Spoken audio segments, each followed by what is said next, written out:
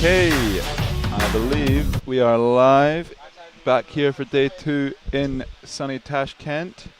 We have an absolute cracker of a day today lined up for you. We have the remaining 12 fixtures for our round robin style tournament, followed by the finals this afternoon. Starting off with a belter of a game as well. We have Uzbekistan versus Sri Lanka. The undefeated Sri Lankan men's squad up against the home team of Uzbekistan. Uzbekistan going 2-1 yesterday, 2 wins against Pakistan and Kyrgyzstan, with a loss in their opening match against India. Sri Lanka with a perfect record against Kyrgyzstan, Mongolia and Pakistan, I believe. I am correct. So, exciting day ahead, a lot to play for, both in the men's and the women's. Settle down, hopefully you enjoy today's stream. Watch some great rugby here from Tashkent. Brought to you thanks to our sponsors from the University of World Economy and Diplomacy in Tashkent, where on Friday afternoon a memorandum of understanding was signed between 12 nations from Central and South Asia to develop rugby across the multi-regional new organisation that is Casa Rugby. Also thanks to our other sponsors, Cordon, our sportswear sponsor, our match sponsor, Avid Sports, and of course the Uzbek Ministry of Sport, the Uzbek Ministry of Defence for hosting us here at the sports complex of the Ministry of Defence, and the Uzbek Commodity Exchange, and TBC Bank. Don't forget them. The players from Uzbekistan and Sri Lanka are in our little tunnel of sorts, about to come out from the far side of the pitch from where I'm sat. It's about 25, 26 degrees here in Tashkent, but it is going to get awfully hot today, another 10 degrees or so.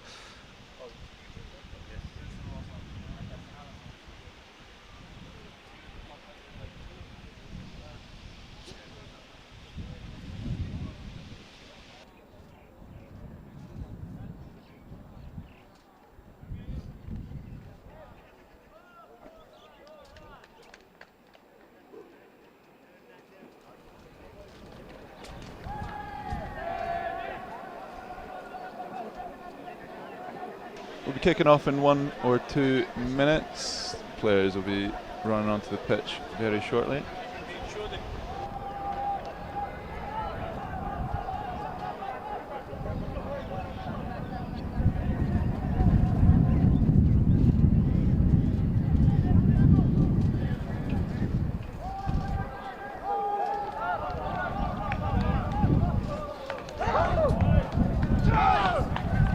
And here they come. Sri Lanka undefeated yesterday, 3 for 3. Uzbekistan, if they want to keep their hopes of a final alive, are going to have to get a win here, and to be honest, quite a upset for the home team to upseat a team like Sri Lanka, both defeated in their men's and women's yesterday. Sri Lanka will be kicking off by the looks of it to a receiving Uzbek side. Uzbekistan lost their first game against India. However, I think in their latter 2 games they played some really sharp, crisp rugby, the type of rugby that could cause Sri Lanka some problems. Sri Lanka were pretty immaculate from end to end, from side to side. But who knows what we're going to see here. We've got one of the most exciting games. We have players on screen. And we have Shinath getting us underway. Tackle in the air perhaps. Ball scrambled back to Uzbek hands. They control, perhaps held up. Referee calls offside. Quick tap and go from Uzbekistan. They take it right to them over the halfway line. Ball's gone backwards. Over the 10-metre line, I should say. Good footwork in the centre, requiring 2 to bring him down. They sling left. Good handoff. Good contest over the ball. Clean again from Uzbekistan. They're getting some phases together here. Big sit down in the centre of the park. Dust flying. Bums on the ground. Oh, bit of a loose one. First mistake from Uzbekistan might be a sore one.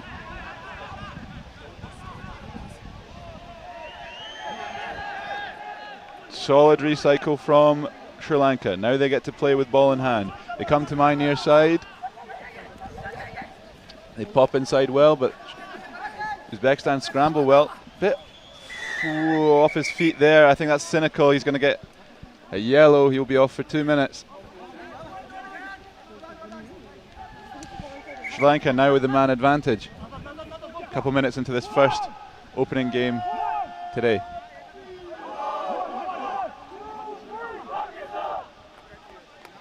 Sri Lanka take their time, nothing too fast.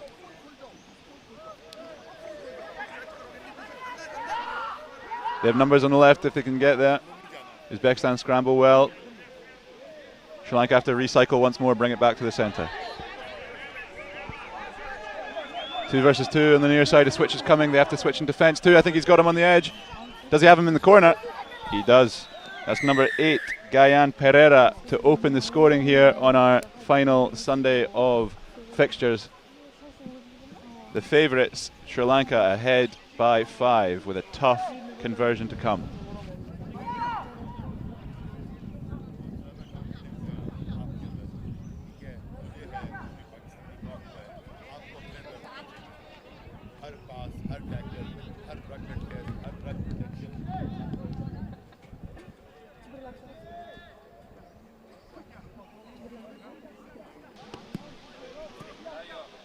Conversion missed by Surya Bandara. Comes back to the centre of the park to take his side's restart.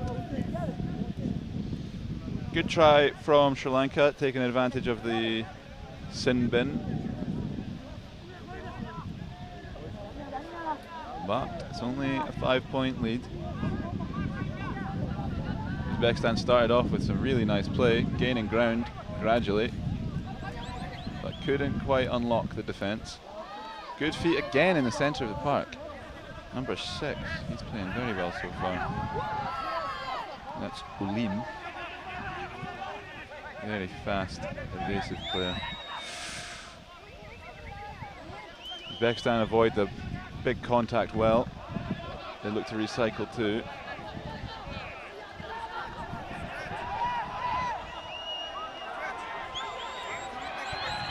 Ooh, taking a bit more direct contact compared to earlier.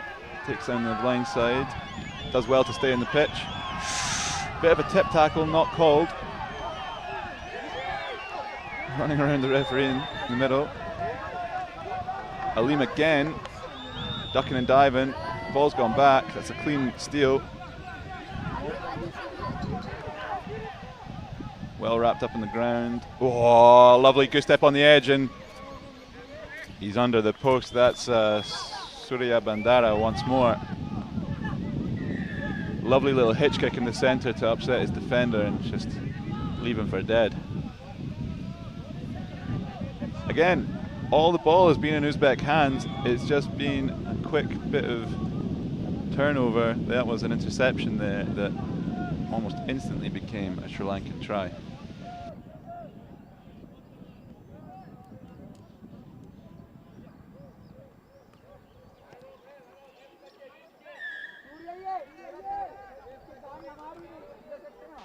Today we'll have 12 group fixtures, including this fixture. That will be followed by 5th, 6th playoffs, 3rd, 4th playoffs, and of course our gold medal matches, our finals.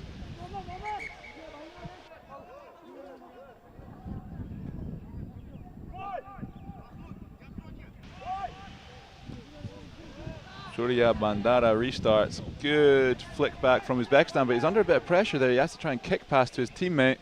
They've just about gathered in their own 22. And not releasing, or I'm not sure what the call was. Not releasing in defence, I think. Referee's going to have a word. Yellow, in fact. He's not going to have a word. He's going to show him a card and tell him 2 minutes. I think Uzbekistan must be back to 7 players now, and they've broken away instantly. Does he have the legs to get to the corner? Not quite. Brought down to the Sri Lankan 22. Have to resist a double counter ruck. Hands are on ball and not releasing from the Uzbek. That was a breakaway from... There is no number 14 on my team sheet. Oh, there is. Ruslan Ibragimov. Broke away there, but didn't quite have the legs. But another turnover in the centre for Uzbekistan. And a bit of a loose offload. But they've regathered and they bring it centrally. Alim again missing tacklers. Bit of a... perhaps a forward pass there, but Uzbekistan have taken it into this corner. And they've taken it under the posts to bring this to what should be a 5-point game. The referee might have called a forward pass though. I think he has, and I think I agree. That pass along the 22, I believe, was forward. I don't think this one's going to count. I think Sri Lanka are going to have their clean sheet intact.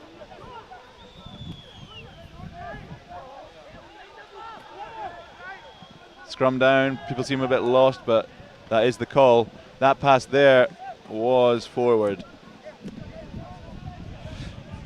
No try for Umar Usmanov. He thought he'd done it. He thought he'd brought his team back into the game, but the referee has... I think the touch judge really brought that one back.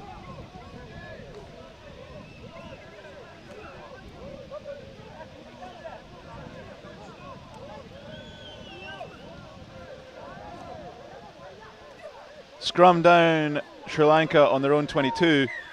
Scrum folds, referee calls penalty in Sri Lanka's favour. They tap and go, but they bid out the park and call this first half to an end. 12-0 opening up our second day here in Tashkent. The home team, Uzbekistan, down by 12 to the favourites, Sri Lanka.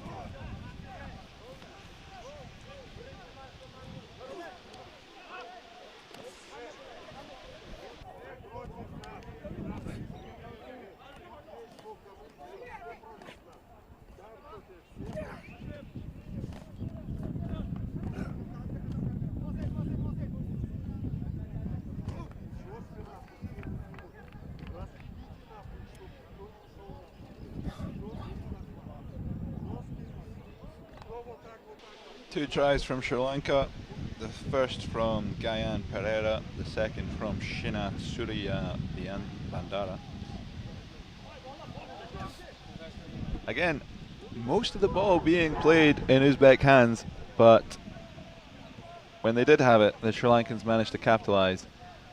A little interception for that second try you're seeing on your screen right now. A brief spell of ball in hand leading to a Uzbek sin bin, and subsequent Sri Lankan try opened the scoring. Number 10, Sinat Mukhmetdinov from Uzbekistan will get us underway. He had an excellent kicking game yesterday, putting every team under pressure from the restart. Let's see if he can do it again, challenge this strong Sri Lankan side.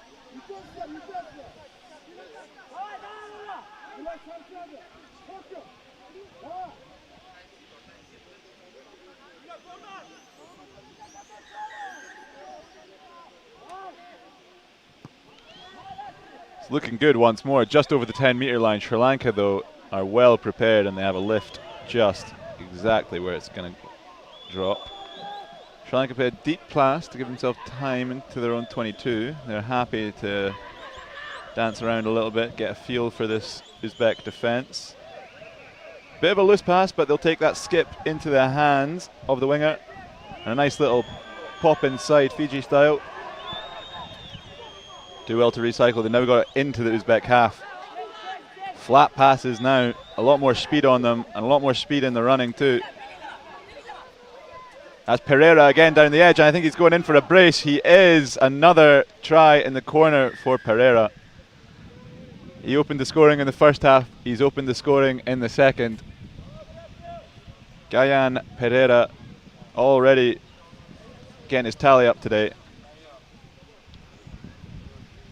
Tough kick here to add the extra 2 once more, but this game is starting to get away from Uzbekistan.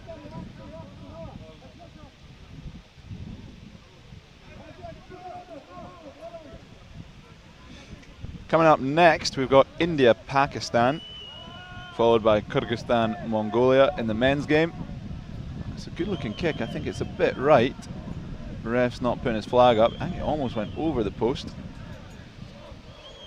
Then we'll get into our women's fixtures today. There'll be 2 fixtures apiece for the men and women, followed by, as I say, our placing rounds. So 5th, 6th, 3rd, 4th, and of course gold medal final match. Kick-off or restart from Sri Lanka. Batted back. Should be a knock-on advantage, I think. Referee says play on. Sokolov drives through the heart of the defence. Uzbekistan do well to take it into the Uzbek half here. They start to play wide. They've got numbers on the left, but they choose not to use it. Right back into contact. A bit high from Sri Lanka. Again, no call.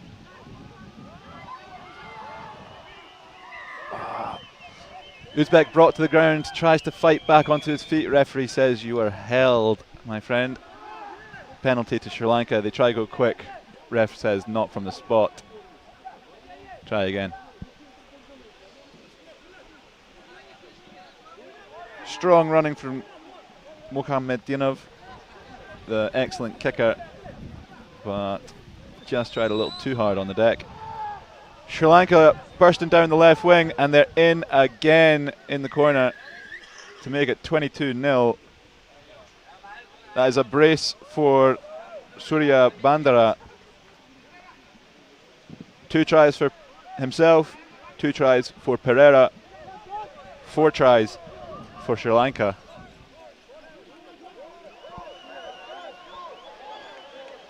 Against one of the other strongest teams here in Uzbekistan. However, this afternoon, or in the next round of fixtures at least, Sri Lanka will be playing the only other undefeated squad in India. That is, if India in the next match can keep a perfect record. It's a good looking kick. Has he made that? No, just a bit right again. That is if India can keep their perfect record against Pakistan, coming up in about 5 minutes. Surya Bandara comes off. Couple of tries, couple of kicks. Good performance. Get some fresh legs on for him. He sat just in front of me off your screen. Getting a bit of attention from the medical staff. Hopefully nothing too serious, and we'll see him again in, of course, the next important match against India. Sokolov picks it up off of his shoelaces very nicely. Plays a bit of a rash out the door back offload, but plays off. Central contact from Uzbekistan. Not rolling from Sri Lanka gives Uzbekistan the quick tap and go, and they go. A bit isolated. Ref calls not releasing from the defence. Another penalty about halfway into the Sri Lankan half for Uzbekistan. Can they get a bit of a consolation try here? I think they're going to go for the corner by the looks of it. Or is it a scrum down? It's a scrum down. I think they elected a scrum. I'm sure it was a penalty advantage. Uzbekistan setting themselves up for a set piece here. I saw some excellent set pieces from them and planned plays yesterday. Probably more so than Sri Lanka played. Sri Lanka just like to keep ball retention, nothing too fancy. I think we could be seeing something. We're seeing a little blindside sneak from the scrum half, but he quickly gives up those ideas. However, driving into the centre is number 1, Nuri Layev. He's just under the posts. He's got another penalty for the team on the 5 metre line. Sokolov takes it quick. He passes left. There's numbers on the left, but they're in. Uzbekistan have their first try of the day, assisted by Sokolov, scored by Nuri Layev.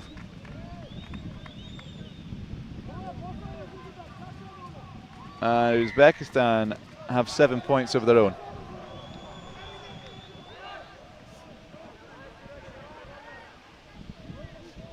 They'll be looking for one more. It's still a 3-score game. I think time's gone for that. There is time for another try. That's for sure. Restart from number 3. Nurilayev. Pardon me, I think the try score was number 1. Umar Usmanov.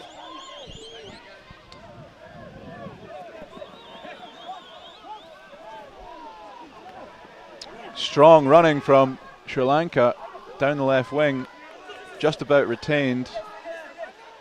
Uzbekistan offside. They're committing an awful lot to the ruck as well. A lot are out of position.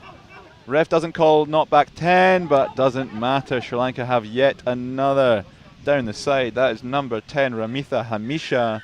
He scored quite a few yesterday, and he gets another one on day 2.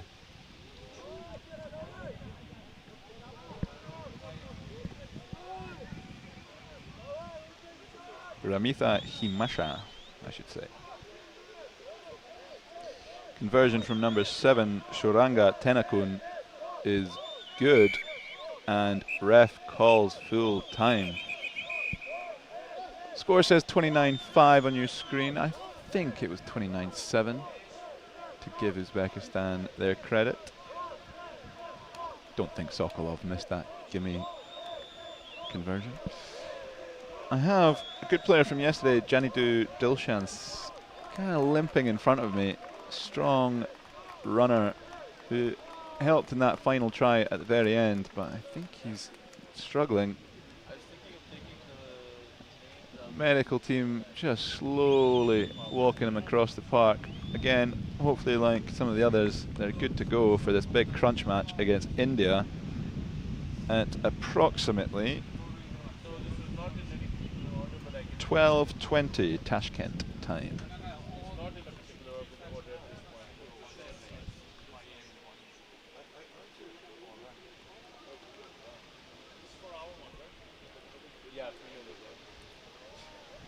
Solid performance, no surprises from Sri Lanka. Uzbekistan will be disappointed that they couldn't cause an upset on home turf.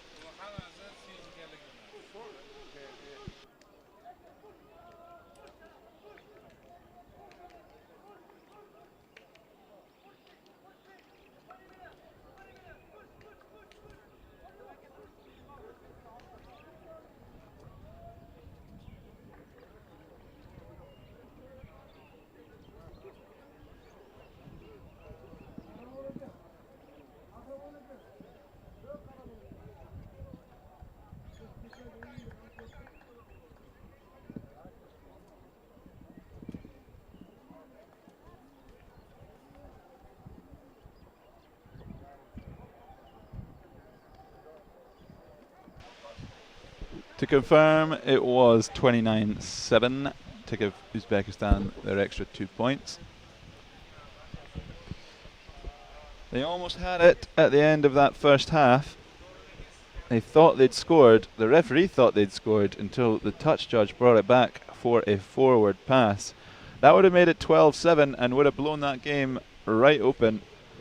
However, that called the game there. That was half time, and Sri Lanka came back going the other way with fire, and they scored very quickly. Sri Lanka have one more game before their most likely final. That is against India, as I say, at 12:20. Uzbekistan have one more game. That is against Mongolia at around 11:30. The time now being about 9:20. So, Sri Lanka have another 3 hours to rest up, relax, think about what went well, what didn't go so well. Perhaps start thinking about that final. It'll be around 4 p.m. or so. Uzbekistan will be disappointed. Their chances of reaching a home final probably slipping away. The women, however, still have a chance.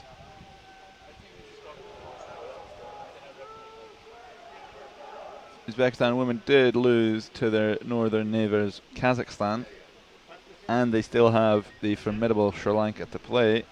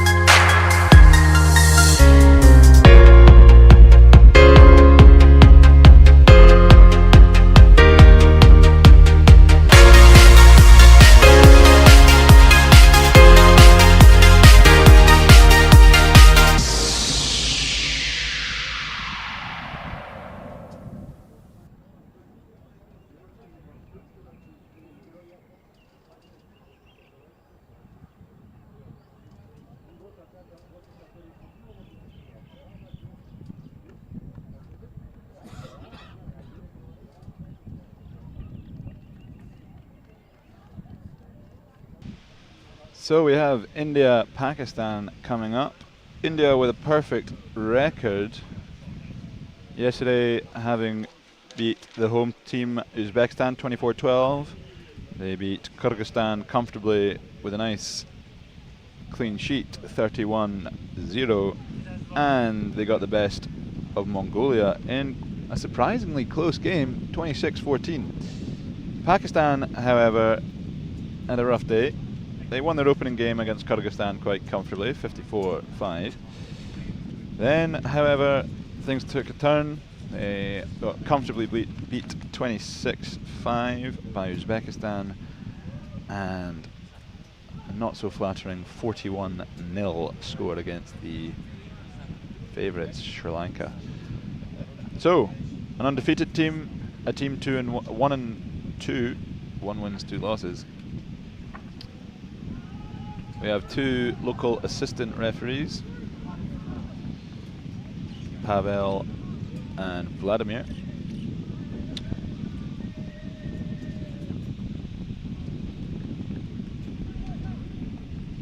Our head referee is Kilum.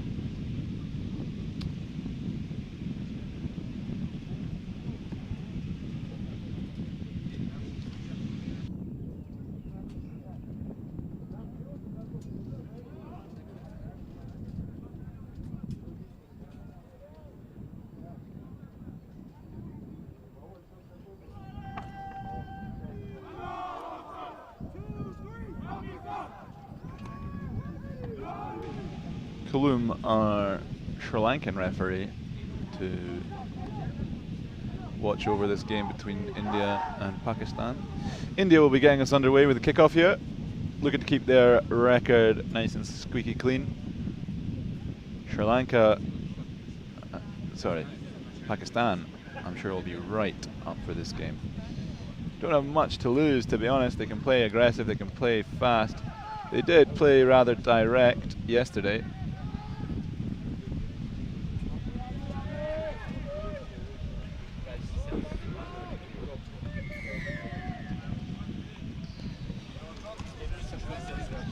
Good restart and a great retake in the air there from India. Instantly got the ball into the Pakistan half. A bit loose in the passes though. Akash Balmiki with a wonderful restart to get us underway here. India recycle well. They don't want to look for that contact. They want to find that space. They bring it from right to left. And it's a bit loose. They've dropped it unnecessarily in their own half, giving a big Pakistan front three an opportunity to scrum down here.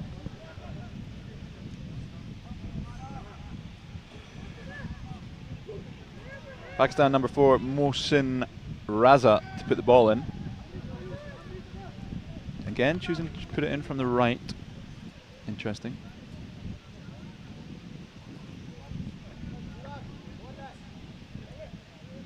Scrum down just inside the opposition 10.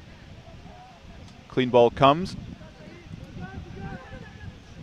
Raza loops around and finds a gap. He might be going to the corner if he's got the legs. He finds the offload to his edge. There's another pass there, and Bangash, the speedster number 7, is caught well. Ref says he's out before the offload inside. That'll be an India line out on their own 5-meter liner. So great little set piece play off of the scrum from Pakistan, almost breaking the line entirely. An Indian down injured there, pulling himself off the edge of the pitch. Can't quite see the number from here. Trainer's coming. He is off the pitch, but referee's still having mercy. Let be attended to, requiring a substitute.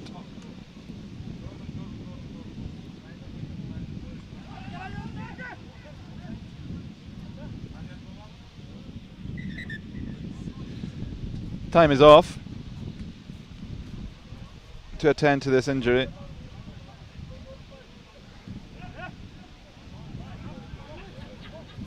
I think India have been reinforced in the back line.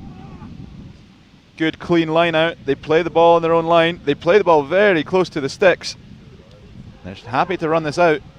Risky, loose ball. We have a speedster who might get away here all the way. He chooses not to. He chooses to recycle. He takes in 3 Pakistani defenders. India go blind, and that is number 11 burning down the wind, Kishore Maji. He scored a couple yesterday at least.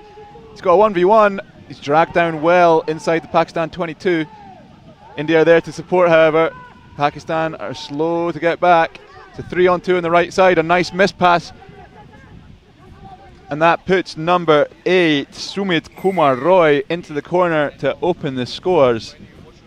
Great counter-attack from end to end from India, only taking a couple of phases. Lovely miss pass to put Kumar Roy in the corner.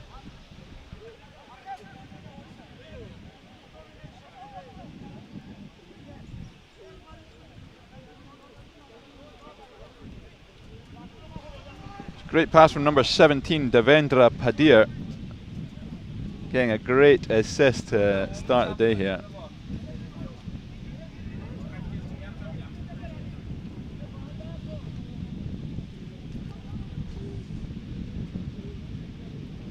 Kick no good, remains 5-0. It's a fair bit windier than yesterday, which is a relief with how hot it can be.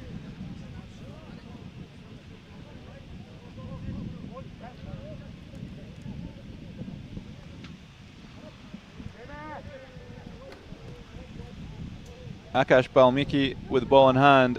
Excellent kickoff at the start of the game. He'll be hoping for a similar restart now. Bit lower, Couple knock-ons, I think. Ref says first knock-on off Pakistan. That'll do.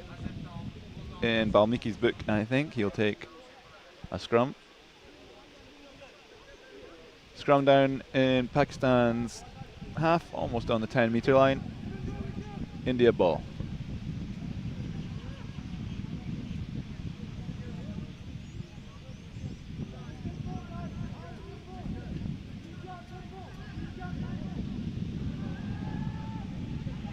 Kishore Maji doesn't get the ball to come back. It's an interesting scrum. India were pushing, but the ball came out the Pakistani side. And the referee from Sri Lanka calls for a re-scrum.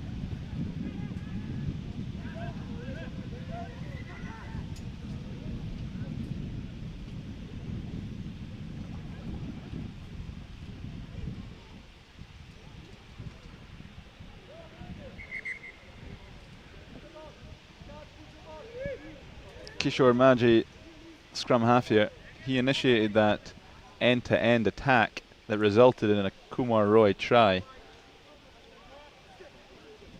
Strong push from both sides. Ball's out. Balmiki with ball. Kumar, no, not Kumar Roy, sorry. That is Kishore Maji. It's wrapped up in the centre of the park. Good contest. Steal from Pakistan. Ooh, bit loose, advantage, knock on.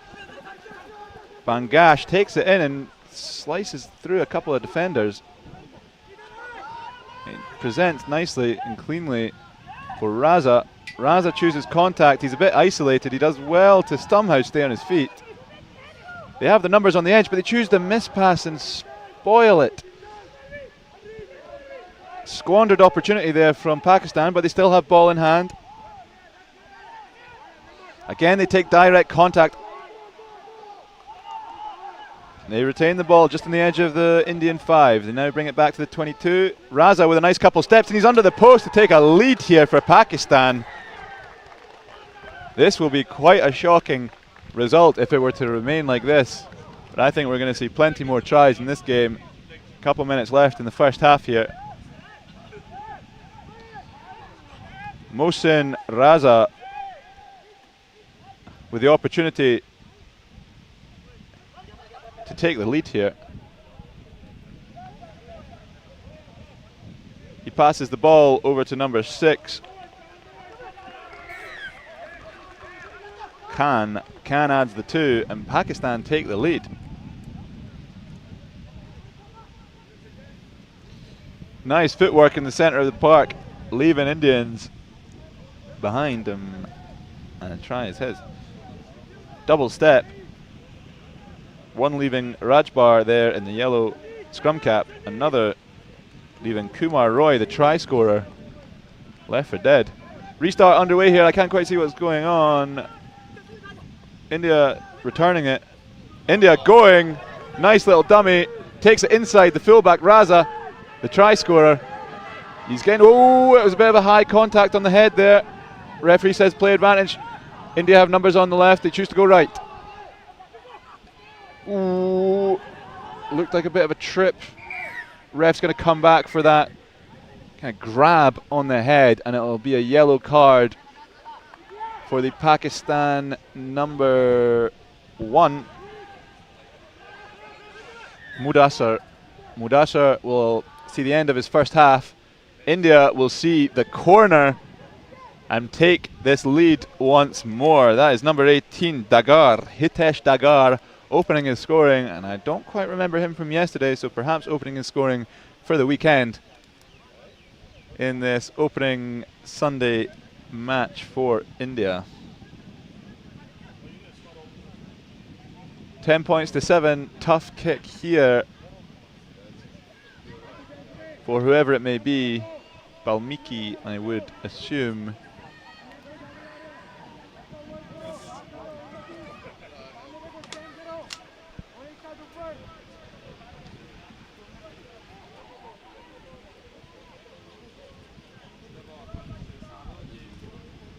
Don't think it's got the legs on it. It doesn't quite. It's a close game here. Second game of the morning, 10 points to 7 in India's favour.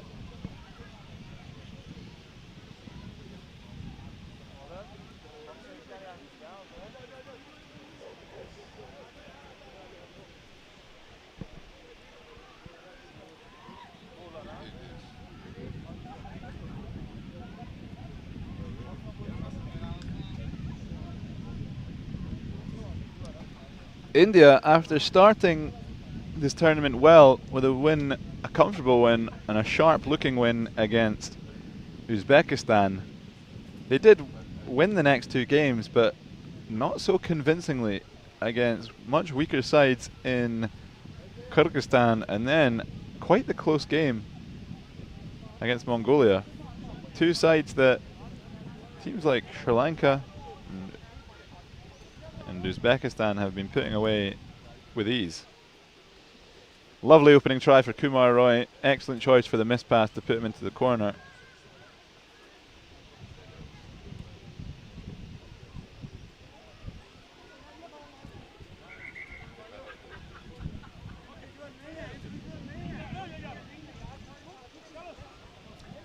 Pakistan will get us underway for the second half. They will have only 6 players to begin after Mohammed Mudassar got a yellow card for a bit of a grab on a scrum cap in a scrambling defensive move. He'll probably be off for another minute or so before we see it back at 7 apiece.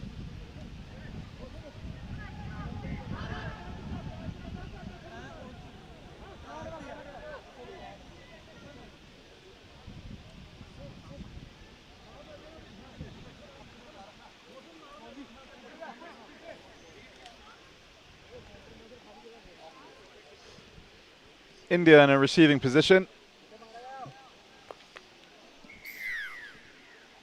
with Raza getting us underway with a deep central drop kick. India, of course, choosing to play ball in hand. Nice hands to bring it out to the edge. Try scorer Dagar brings it back inside. Late passing contact, goes a bit loose, well played off the ground. India now streaking down the right hand side. They've got some numbers, they choose to recycle back inside. The depth and realignment from India has been very good so far, and it's giving them the opportunity for tries in the corner for Dagar once more. He's doubled his tally in this game, and he's extending this lead, making it a 2-score game. One more and we would probably assume that this game is getting away, or has gotten away, from Pakistan.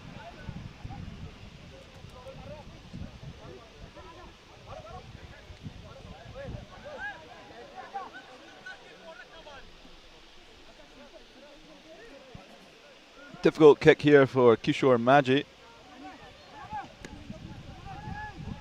Decent attempt, just a little left.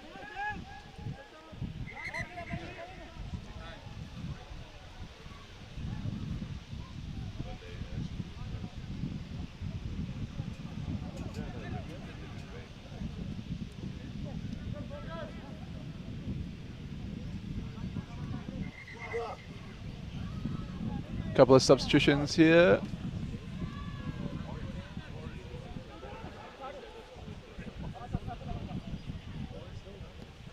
Restart from India. Contested well, tap back. Should be an India ball, it is. They bring it back into their own half. Loose passing, Dagar scoops it up, brings it back to the centre. Finds a bit of space, draws in a couple of players, but then a loose, rash pass brings them back into their own 40. Cheeky bit of feet from the yellow scrum cap. Rajbar found himself isolated. Bangash contests, nothing coming of it. India again playing it with in their own half, and again loose passing. Ball's hitting the deck a lot for India right now, but it's seeming to work. They've brought it into the opposition 40. Interesting little kick pass there. Perhaps he felt his arms were wrapped up, just dropped it onto the boot and Played it across backwards. I want him to do that again. Not sure what his coach is going to say about that. Paid off. It's one of those ones, if it doesn't go well, seen it in the bad books. That looks a bit forward to me. I think the ref's going to bring that one back. He is.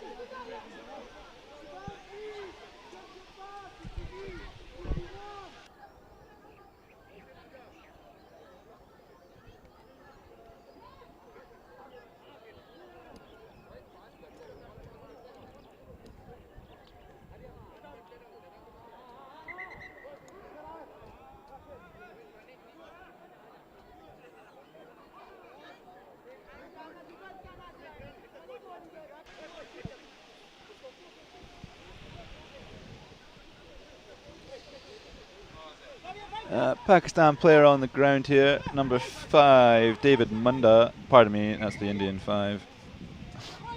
We're looking at Sadiq. Sadiq is back on his feet and back into the back line. He's okay.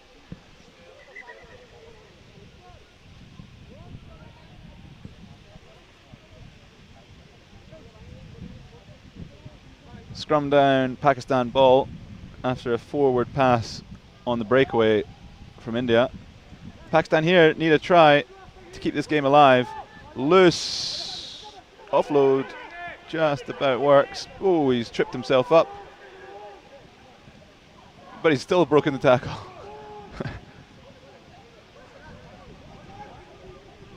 Bit of a fight over the ball. It's going to come for number 3, Sajjad. Sajjad slings it away. Pakistan with a little dummy in the centre, and he's going, not quite got the legs to get past Singh. Bangash takes it quick, a bit loose. He's recovered it though, and a couple of steps past 2 defenders. On the edge, he might have a 2-on-1. He chooses to go himself. He eats up the spaces on his own, and he's bundled into touch. I think that could have been a good opportunity for a 2-on-1 there to put his teammate in the corner, but he wanted to beat the whole Indian squad himself. And as a result, India have the ball in their own 22 now. Nice little switch from India. Dagar breaks one, can't break the second. He's being wrestled down by 3 Pakistani players, but he's ripped prior to the drop. And 2 is scurrying into the corner. That's Shahzad. He's in touch, I think. So, yeah, he is. Touch judge calls. He's in touch. And that could have been a game changer, but I think the clock is now too far gone for Pakistan. If they scored that, they would have had the opportunity to take one more crack at it and get ahead, but it remains a 2-score game. 8 points here in Tashkent, and India are edging towards this victory. If they can secure the ball off this line out on their own 5-metre line, play with no mistakes, they should be able to run down this clock and secure a 4th win and keep a perfect record.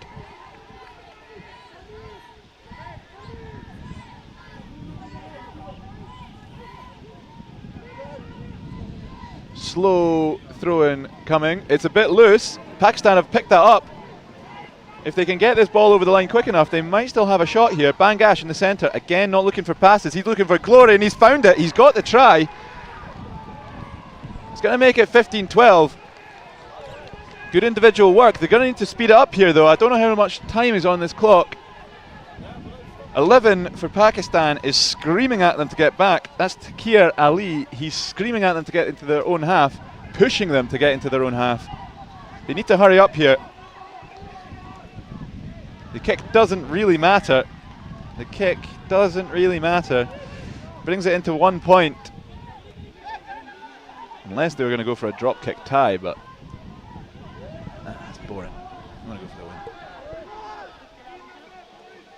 Bangash never once looked to his right, never once looked for the pass. He was looking at that try line, and he just got there. They need to get this restart. High and central. Got by India, and India just instantly returned, and he might go all the way. It's number 15, Rajbar. He's a speedster, and he's done it. He's secured this win and perfect record for India straight off the restart. Heartbreaking for Pakistan, wanting to cause quite the upset. A kick here will again make it a 2-score game and end Pakistan's hopes. Although I have a suspicion the full-time whistle will be going after this conversion attempt. Pakistan brought themselves to the edge of glory,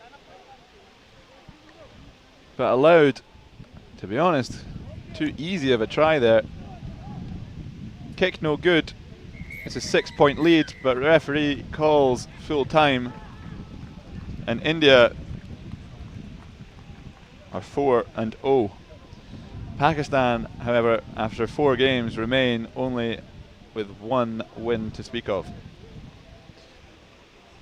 Up next, we have Kyrgyzstan, Mongolia. 2 teams fighting to not come last.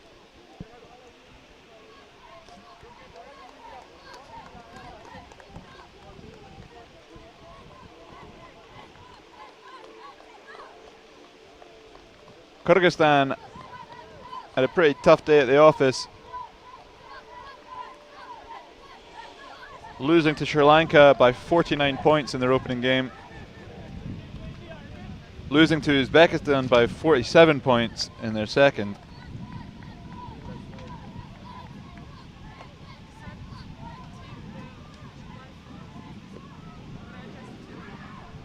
and losing to India by 31 in their second and losing to Uzbekistan by 47.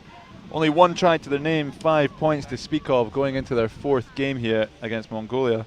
Mongolia lost against Pakistan, they lost against Sri Lanka, and they lost against India. First game today of losing teams without wins.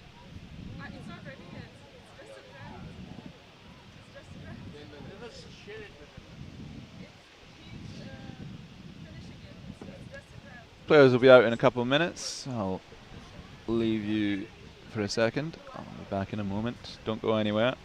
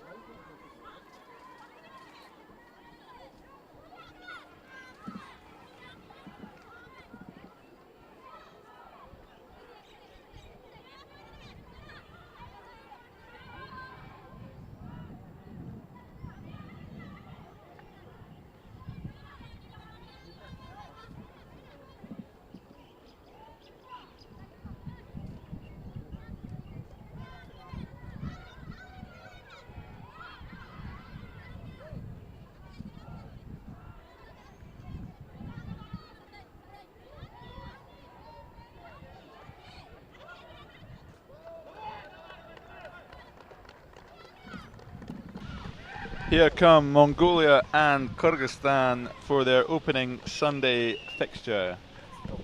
Both teams with losing records, 0 wins, 3 losses from yesterday's games. This is really their crunch match. We've opened today's men's with, in my opinion, the perfect setup of games. Uzbekistan versus Sri Lanka, 2 of the title challengers. India and Pakistan, putting everything aside for a cracking game of rugby that went all the way to the death. here we have two less experienced teams. Let's be honest, less skillful teams. But that doesn't mean they don't have heart. They won't be right up for this. They'll of course do everything in their power to get that first win. Kyrgyzstan having few wins to their name in their history. They beat Palestine back at the end of last year in the UAE. Mongolia, I'll be honest and say I don't know a great deal about. They do like to play it straight though. Not too much recycling of the ball. They don't mind taking contact, just as you saw there. It was an awfully high contact. Referee doesn't say anything about it. It's kind of chest to chest. Kyrgyzstan playing a little bit differently here with a kick and chase. I think the referee's calling an offside. Offside from Kyrgyzstan from the kick. That's not 10. He's going to see a yellow there. Referee plays advantage and Mongolia waltz over the line. Poor start from Kyrgyzstan, giving away a silly try, or a silly penalty, I should say, that gave Mongolia an easy chance at a try.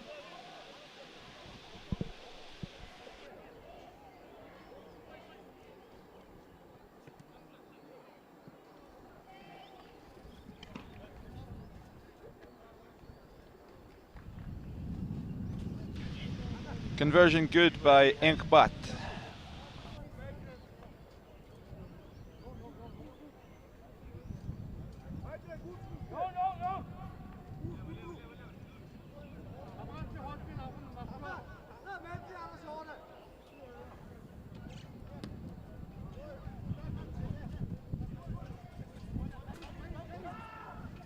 Sorry, I missed a little bit of play there.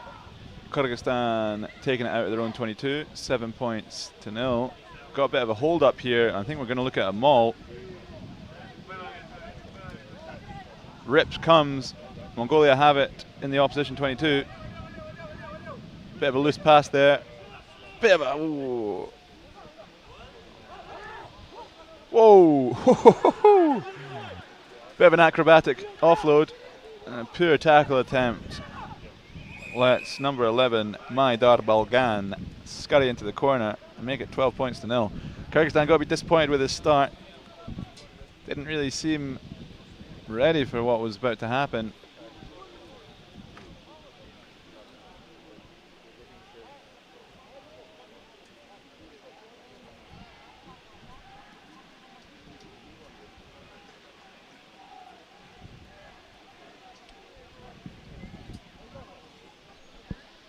Kick attempt from Enkbat. Solid contact, but not quite. Just under, I think. Remains 12-0 here. Interesting tackle and offload there.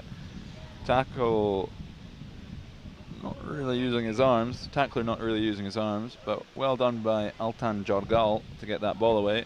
Just there, fading from your screen.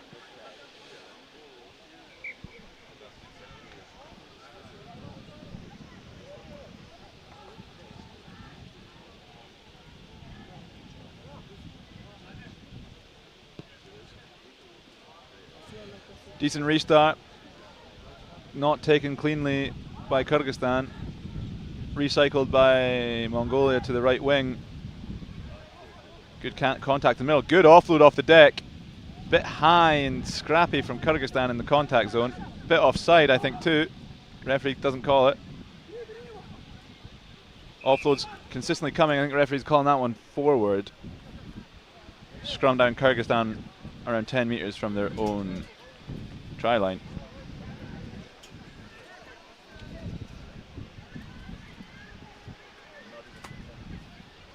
Aziz Kochman-Betov with the put in here,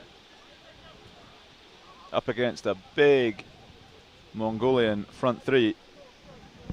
Tall and long-haired Batsukh there at Loosehead on the right of your screen.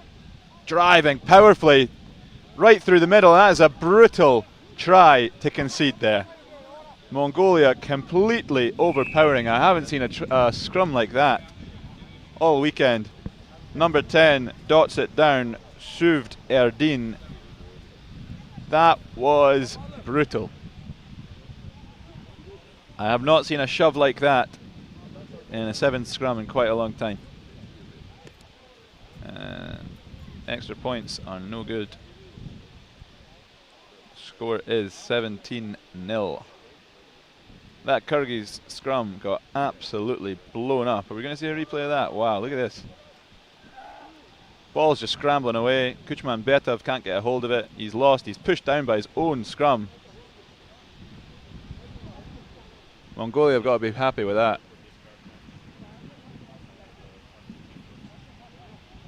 Kuchman Betov can't even get his own ball. Tries to save it, just kick it out into touch, but he's overpowered by the Mongolian front three. As a rugby purist, that's got to be one of my favourite tries all weekend.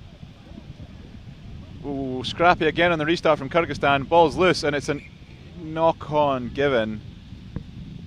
Mongolia thought they were in for their 4th try of the day already.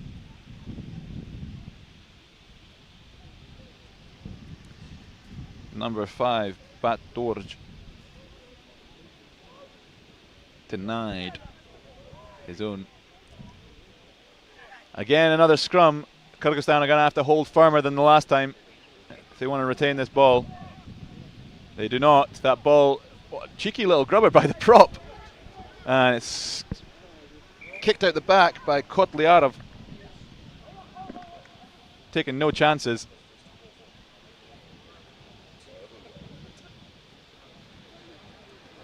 Scrum down Mongolia on the Kyrgyz 5-metre line. The last few scrums have been Kyrgyz, but dominated by Mongolia. I expect the same coming here. Mongolia not choosing to push too far. They'd rather have clean ball to give to their backs. They give it. Lovely little loop around. Oh, and he's dropped a golden opportunity to open his try account. He was denied. He's got a smile on his face, but he was denied a try previously by a slight knock-on, and there, that is quite an obvious knock-on from himself. Lovely set piece from Mongolia. Just the final bit of hands letting them down. But again, they've got an opposition scrum on the Kyrgyz 5-metre line. Mongolia are going to shove here a lot more than they do on their own scrums. They do not want to have such nice and clean and easy ball for Kuchman Betov, and he's not going to have it. And again, the tries coming from the scrum. Not your classic game of sevens here. Mongolia choosing power. Shuvd Erdin gets a couple tries to his name at least today, and a nice little formality in that extra points makes it 24-0. Kyrgyzstan have let this wooden spoon match get away from them. Although they will most likely have redemption, a shot at redemption this afternoon against Mongolia once more. But if this is anything to go by, there's still quite a dearth in quality here. Or perhaps just in strength. The Mongolians here overpowering the Kyrgyz at every opportunity. Weak tackling at times. Kotliarov there just putting out an arm.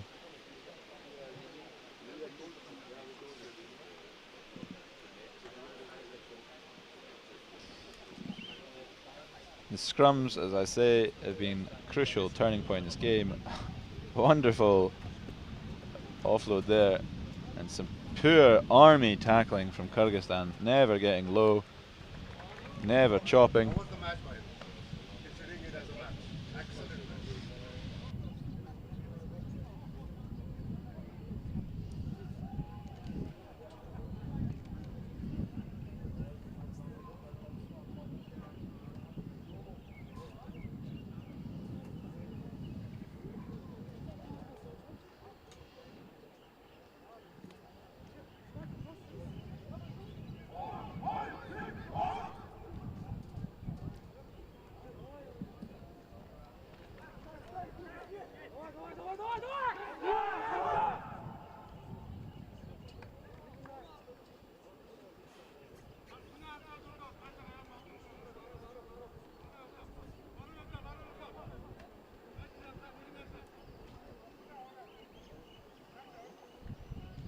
Kyrgyzstan's Kochman-Betov, I think, is going to get us back underway here.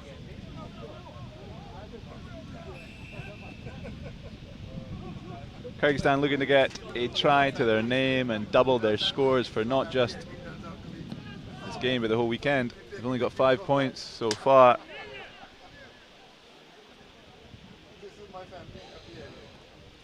Mongolia faking the switches, playing out their own 22. Solid tackle there, finally, from Kyrgyzstan. It's been very army previously. There's some better shots from Kyrgyzstan, almost taking the Mongolians into touch. They bring it back across the pitch quite laterally. Switches coming, options coming, central running. Oh, powerful Bosch by number 9. Is he going to go all the way? Does he have the legs and the speed? Dragged down by 18. Ball's not coming. He's not releasing on the ground. Referee's not calling it. He is now. Tap and go by Suvderdin. He's looking for at least a hat trick here, and he's got it. That was some great running by Altan Jargal. Kyrgyz just falling and flying off of him. Extra 6 points coming from Enkbat, and he's got them 29-0.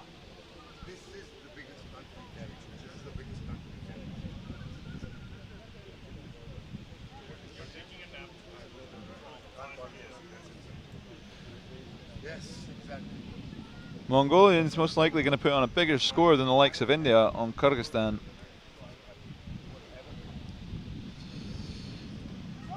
Mongolia will be ending their round-robin tournament against the hosts, Uzbekistan, whilst Kyrgyzstan will have a shot at Pakistan. Solid restart, but nobody wants it. Bounces out for a line-out. Ref is calling free kick or penalty, I'm not sure. Either way, it's going to be a tap and go in the centre for Kochman-Betov. He takes in a little grubber through, a chip kick through even, and he might get here. He's been chased by Suvderdin. Suvderdin has done an excellent job to get there, but it's a knock on the try line by Mongolia. Scrum down centrally on the 5 metre line.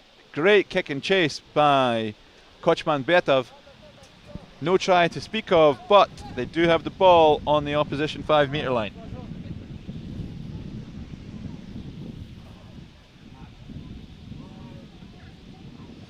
Kochman-Betov with a push in. Can they secure their own scrum? It's been a weak scrum so far, and it looks like it's about to go flying back, and it does. The legs are just straight. There's no bend to it. There's a bit of a charge down. Referee's called offside. There shouldn't be an offside if it's a tipped kick, I don't believe. But play on. Kyrgyzstan's tap and go. Erlan Tamash. Sorry, I forgot your name, mate. Tashmamatov. Erlan Tashmamatov is close to the try line. Not quite getting there all the way. He's recycled out left, and he's got it now again. He bounces to the edge, and he's got it. Come on. Kyrgyzstan get their weekend some boys are celebrating around me. Get their weekend try count doubled. Erlan Tashmamatov. Oh, your name. Tashmamatov. Erlan Tashmamatov with the try. Strong run, strong fin against a tough Mongolian defence. Tashmamatov has got himself 5 points. Kick is low and wide, and it is 29-5. Deserved try for Kyrgyzstan. Here you have Tashmamatov. Strong fend, leaving the Mongolians in his wake.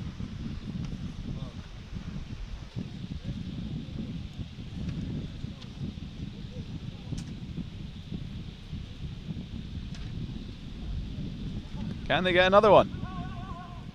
Good restart deep into the Mongolian half. Now they try a bit of boot to ball. Kotliarov misses the cleanup, leaves Suvderdin to offload it back in. Again, Kyrgyz tackling a bit too weak, a bit too easy. And that is Balgan streaking in for yet another Mongolian try.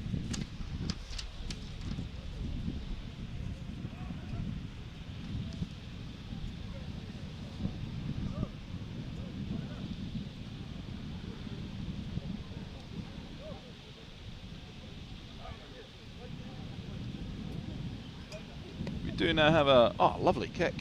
There we go. 31-point lead for Mongolia here, just as India had over Kyrgyzstan. India, an undefeated team. Mongolia only just finding their first of the weekend. We do now have a clock on the screen, although it may not be perfect at times. Try and keep you up to date as best I can with that. Ball doesn't quite go 10. It bounces first, or it did go 10. Just nobody wanted it once more. Kyrgyz ball with a minute and a half left to play here in our final men's fixture of the morning, before we see some of the women's game. This will be followed by the hosts, Uzbekistan, up against Sri Lanka. Tasty one once more.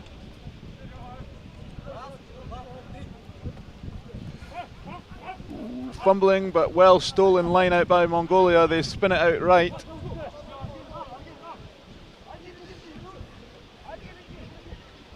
Nice switch options available to the Mongolians at all times. They're playing less direct. Referee saw a knock on the ground, I think. Moving towards our last play of the game. Scrum down Kyrgyzstan. Adil Chinibekov with the put in. Or not, he's been hooked. And can't quite see the substitutions from where I am.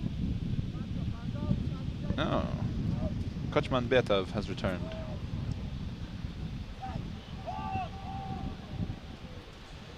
Kyrgyz scrum has got a hold up. It does not once more. It's easy turnover for Mongolia. Just standing still. Teasing. The Kyrgyz, whoa, big shot, no arms. And if we had review, I think somebody would be having a look at that, but the Mongolians don't care. They're going to walk it in anyway.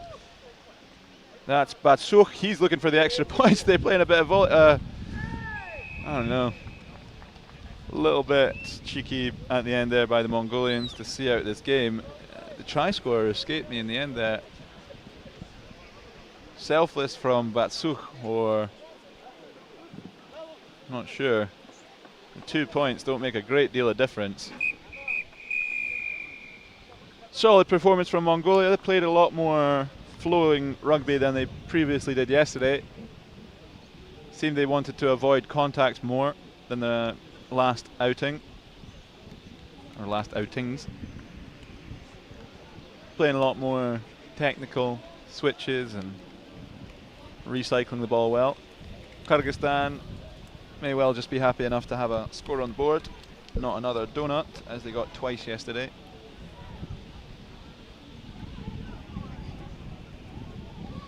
That concludes our first round, or really fourth round of men's fixtures, leaving us with one more to come, with a lovely looking India versus Sri Lanka, two teams with four wins, no losses this afternoon, or around lunchtime anyway, followed by our finals and our placing matches. But first, we've got plenty to play for. Women's coming up. We have Uzbekistan versus Sri Lanka, India, Mongolia, Kazakhstan, Kyrgyzstan.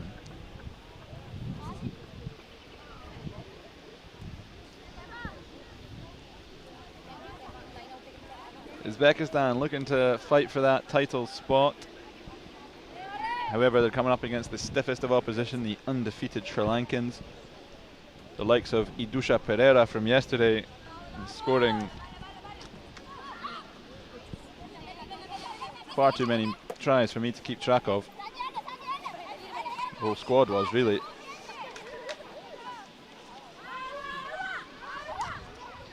Uzbekistan have their own stars. Naurizbayeva put in a good performance, scoring an opening hat-trick in their upset win against India. We saw other fantastic tries from the likes of Orazmetova scoring a 90-meter try against Kazakhstan in their back and forth match that ultimately Kazakhstan pipped at the very, very end in a 17-12 win.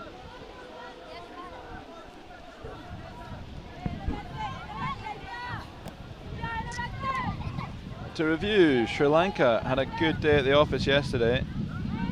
They beat Kazakhstan in the opening game.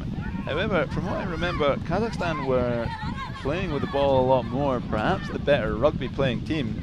Sri Lanka just got 2 breakaway tries, the length of the field, converting one and making it a 12-5 game. Kazakhstan would love a second shot at the Sri Lankan women's squad. I have a suspicion we might see that in the final.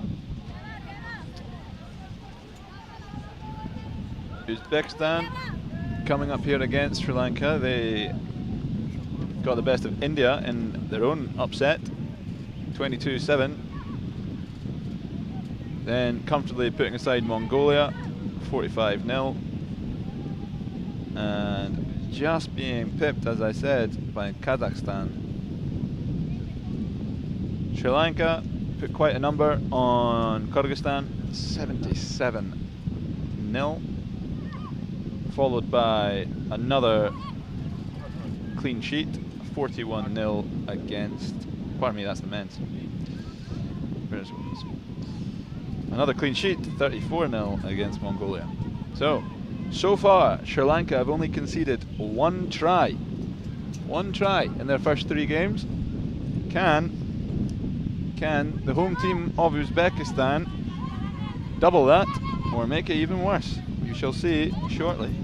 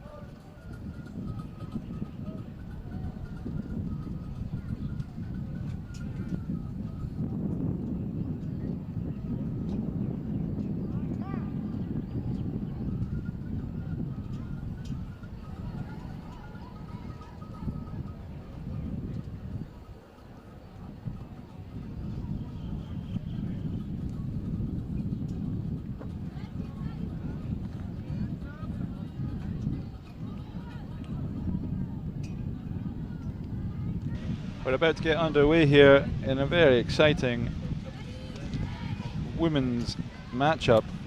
Uzbekistan and Sri Lanka. Uzbekistan with 1 loss, Sri Lanka with none.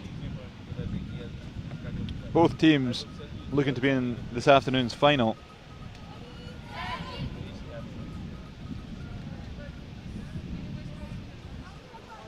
Both teams with some outstanding players.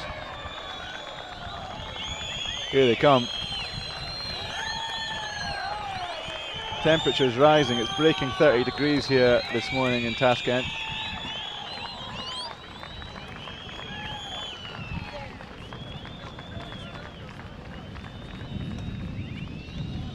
They both take their huddles in their respective ways for this big crunch match. If Uzbekistan lose this, then you can pretty much say goodbye to their title or final hopes. If Uzbekistan win this, the women's game is a real 3-horse race going down to the wire. Kazakhstan lost to Sri Lanka but beat Uzbekistan.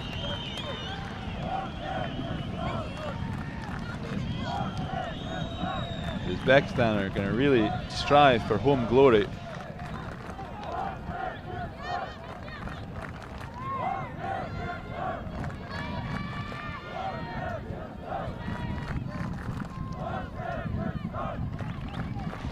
The wind's picking up here in Tashkent. Number 4, Rasanjali, gets us underway with a deep and awkward, pardon me, deep and awkward restart, bringing Uzbekistan onto their own 10-meter line or so. Not that there is a line, but about 10 meters out. Solid defense, good steal attempt. She's not rolled away. Uzbekistan tap and go in their own 5, or in their own 22, I should say. Quick hands to the edge, wrapped up a little bit high, not coming. Good counter ruck, but off her feet, straight off her feet from Pereira, the prolific try scorer from yesterday. Here we have Naurisbaeva, strong carrier, opened up this tournament with a hat-trick against India. That's a soft knock-on to give away. Referee calls it almost instantly. He's scrummed down around the halfway line. Sri Lanka ball. Sri Lanka's first opportunity to have a bit of ball in hand. First they've got to go up against a pretty stiff Uzbek scrum. Both low, both ready for a big shove here. Ended. Nothing early, ref says play on. Ref says advantage, offside. Pereira, here she is. She gives it to her partner and she looks around in support. She goes to the edge and lovely inside, great pick up from Pereira, but she's bundled into touch or not quite. Referee's not calling it. I don't see it either. Play on. I think the penalty advantage is gone. They made a bit of ground there. Isolated tackle here. Oh, she managed to spin out of it. She might have the legs as well on the edge. That's Rajabova. No, it's not, sorry. That's Wijith Ilaka. Rajabova is the Uzbekistan number 1. You can see it just to the left of the referee right now. Wijith Ilaka dragged into touch. Uzbeks already knackered by the looks of it. The thrower for this line out taking a minute. She's up. She's ready. Got a lot to do here. Wrap around and get this off the top if it's a clean one. It's a bit loose, a bit scrappy. Ball comes down for Sri Lanka at the edge. It looks like a clean steal. Referee says knock on. Sri Lanka scrum. Well gathered at the base of the line out by Krishna Kumari, but Uzbek knock on from the line out causes this scrum. Rasanjali, the kicker, with the put in. The ball comes straight back out the channel. We're going to have a reset. Perhaps an early hook, but referee just calls reset.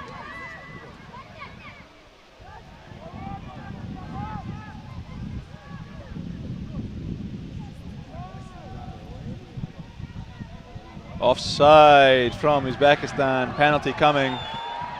Sri Lanka look to play quickly. Good pass pre-contact. Good tackle though in defence. Again offside. I think the referee is going to have a word, maybe have a card. Nice work from Pereira to wrap around, but her partner, she's gone for a bit of an extra move, double movement. Uzbekistan ball on their own 5 metre line. They tap it, not from the spot. Referee asks them to play again. Lots of tired legs already, only about halfway into this first half. Uzbekistan playing it from their own 5 metre line.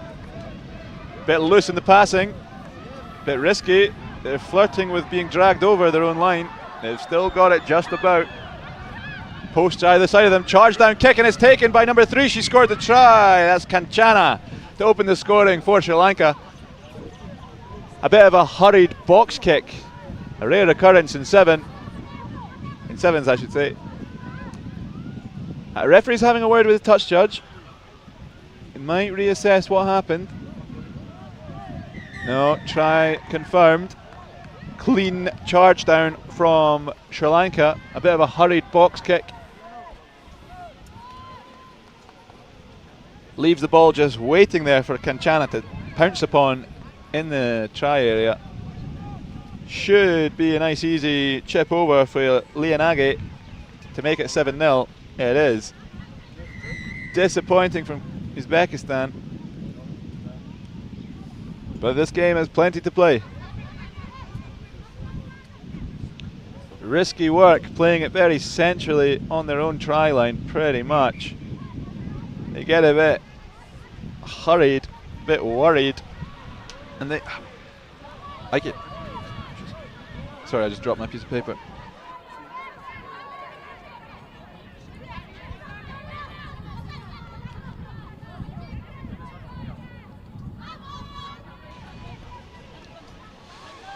$7-0.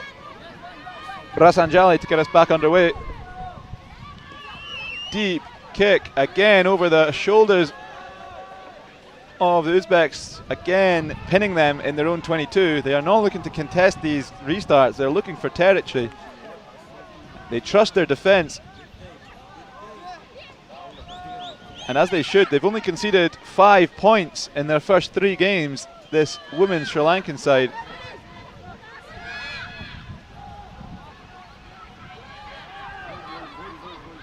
Referee considered stopping play for a little bump with himself, but he thinks otherwise, lets the Uzbeks play out of their own 22.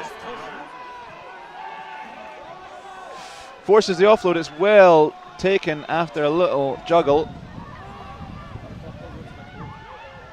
Uzbekistan assess, they go short side for a 2-on-1. They've got the numbers on the inside. Good chop tackle. But Uzbekistan with the advantage and bringing it up to the halfway line. Ball in hand.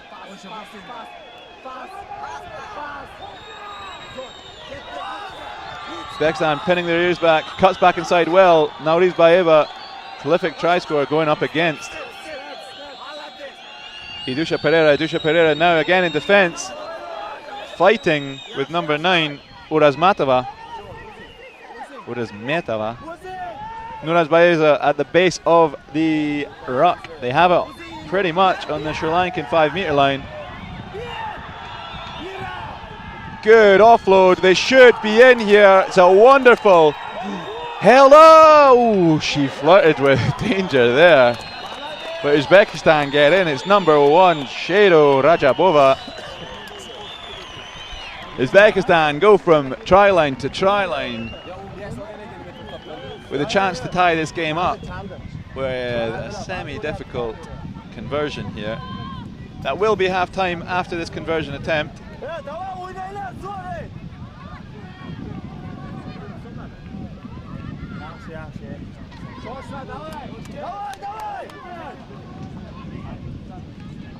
Powerful looking kick. It is a good kick as well. She's tied it up 7 apiece.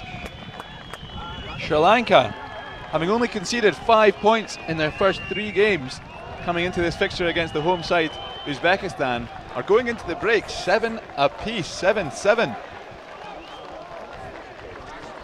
Great work from number 12 there, Nargiza Jumabayeva, pre-contact. Great bit of offload, great bit of support. Another pass by Jumabayeva, sending Rajabova in. She almost got in a bit of trouble. She twisted and turned out of the tackle and got her team 5 points. Well converted to tie this game up.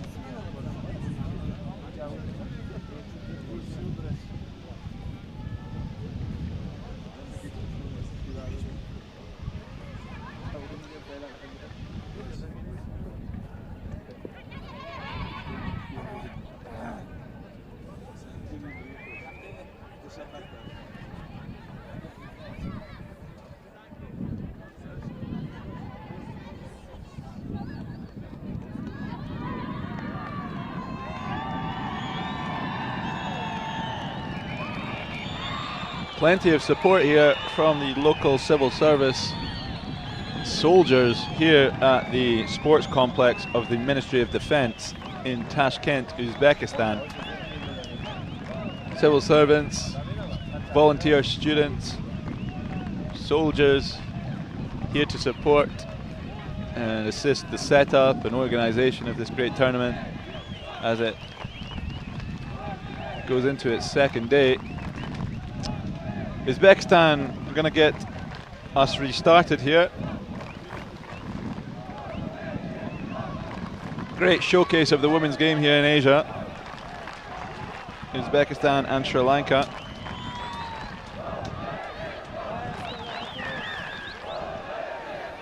Next try here is going to be crucial as we get back underway. Number 7, Ainura Abzieva, gets us kicked off. It's loose and bobbling into the Sri Lankan 22. It's a loose and errant pass, but just about taken by Pereira. She cleans it up, but my word, that was a rash, pretty bad pass by Sri Lanka, almost giving Uzbekistan a walk-in try. Sri Lanka not stirred by it at all. They are, in fact, returning it the length of the pitch. Number 11 streaking away, Dilrukshi, and they have. After a bit of a wobbly start, they have gone the length of the pitch and they have themselves a try. 12 points to 5. Exactly how Sri Lanka would have wanted to start this second half. Dilrukshi looks... she looks finished. As she should. She's just gone 90 metres to put her team into the lead. She might have to take a minute here. I think she is. Rasanjali will try for the extra 2. It's a powerful kick, a low one, and it's just left, leaving us at 12 points to 7. A wobbly start from Sri Lanka, but they managed to clean up and take it the length of the pitch. Uzbekistan hoping to get this ball under control, get one back of their own.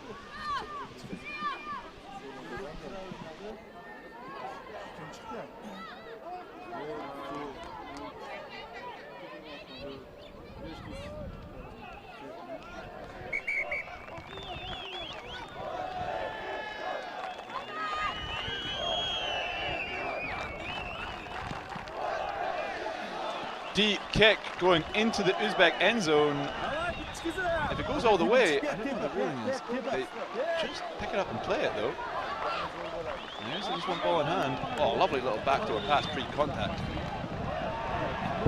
Uzbekistan playing it. Although Idusha Pereira with the interception, referee says knock on in the interception attempt. I don't think Pereira agrees. She's shaking her head. I'm not sure if I agree either. Couple substitutions for Sri Lanka.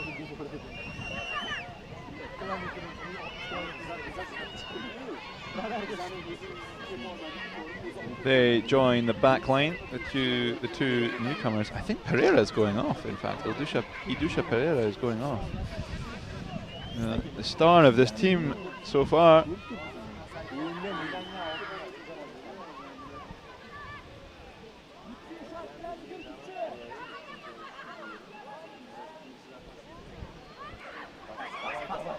Uzbekistan secure the ball from their own scrum. They take it in to about the 10-metre line of their own. They have another penalty. Not rolling away again. Quick tap and go off the ground for Uzbekistan. A bit of a loose pass, bounced nicely into their hands. Switch to keep the ball alive. Another little switch coming down the blind side. The 2-on-1 was on. High contact. Another advantage. We might be seeing a card here for Sri Lanka.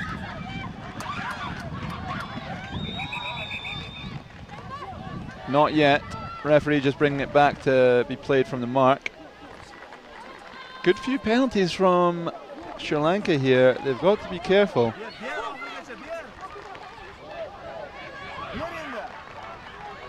Uzbekistan spinning it out well. Now Rizbaeva cuts inside, leaving a couple in her wake. Hands off behind her, looks for the offload. It's not coming. Sri Lankans in from the side, scrambling in defence. Again, no cards from the referee. It seems a little bit cynical to me. I think Sri Lanka are lucky to have 7 players on the park as it stands. Now Rizbaeva takes in 2, offloads nicely. They could have a 2-on-1 on the edge here. Rasanjali gets drawn in, but she covers across well. Rajapova takes the contact. Uzbekistan have it on about the 5-metre line. Now Rizbaeva deputises as scrum half. They take central contact. The steal is looking, I think it's a knock-on from Sri Lanka in the jackal attempt. Scrum down centrally about 10 metres out from the Sri Lankan line. Uzbekistan ball.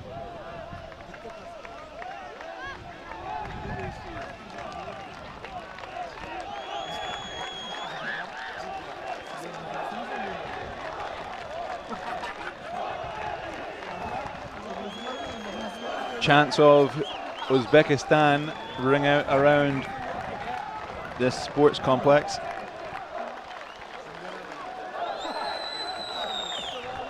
It's a decent jackal attempt. I think mixes with their offload attempt and just doesn't quite get a grip on it, forcing a knock on. Scrum down, Uzbekistan. Clean ball. Slings it deep behind the first receiver. She's struggling to pick it up, and it's a knock-on on the deck. It's really poor mistake from Urazmetova and Abzeva, not connecting at all there on the base of their own scrum. The pass just goes nowhere other than backwards. Nobody's hands, no move to be spoken of, just a loose ball, and they can't even fix that problem. A minute and a half left or so here in Tashkent. The home side desperate to get their hands back on this ball. They had a golden opportunity, but they squandered it. Offside again at the scrum. Urazmetova doing that almost every time, giving away crucial penalties, and Sri Lanka coming back with pace. A solid pass right in front of her. Beautiful. Good hit though from Uzbekistan in the scrambling defence. Uzbekistan ball for something. Sri Lanka perhaps not 10. Ref says it's okay. Last minute here. Last hope for Uzbekistan. A converted try will mean a win for them here. Good cut inside. Leaves the Sri Lankan behind. Looks for the offload. Whoa, big clean out from Sri Lanka, from Uzbekistan. And number 2, that was a wonderful hit. Yilda Sheba with a massive clean out. Not the most wrapping up going on, but referee says play on. Good hit, good, lovely offload. Solid contact. Is she away? Uruzbaeva gets a try back for Uzbekistan. Now, we have a huge conversion attempt about to take place. This conversion attempt is make or break for Uzbekistan. A draw will probably not suffice. A draw should not be enough. I don't think will be enough to reach the final. She can take her time. The referee calls for the Sri Lankans to get out the way. I have another Sri Lankan. No, doesn't matter. Big kick. If this goes, 3 points to Uzbekistan. Oh, it's a solid effort. It's shy. It's shy. Refs marching back to the centre circle. I think we've still got time to play here. I thought that would be the whistle gone. The time on your screen is perhaps not perfect.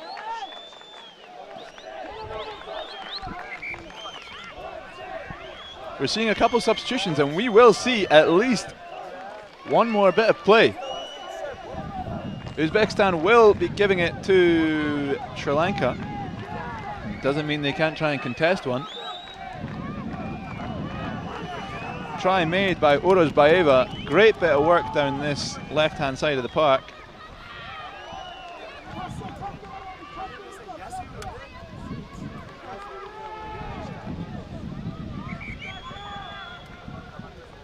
Probably the last play of the game here. Abzieva gets us underway with a deep kick to the centre. Long passes out to Idusha Pereira. She looks for the switch, she finds it. Narrow attack here from Sri Lanka. They're back to where they started, if not further.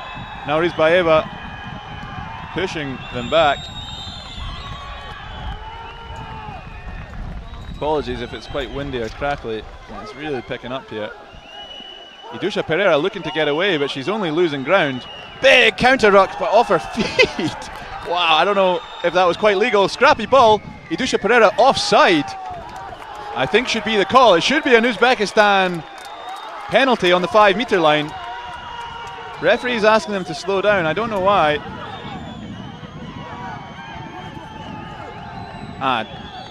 They have options of what they can choose for. I don't think that's been communicated so clearly. Okay, there we go. Huge opportunity for a huge upset here in Tashkent for the home side. Although they are barely standing.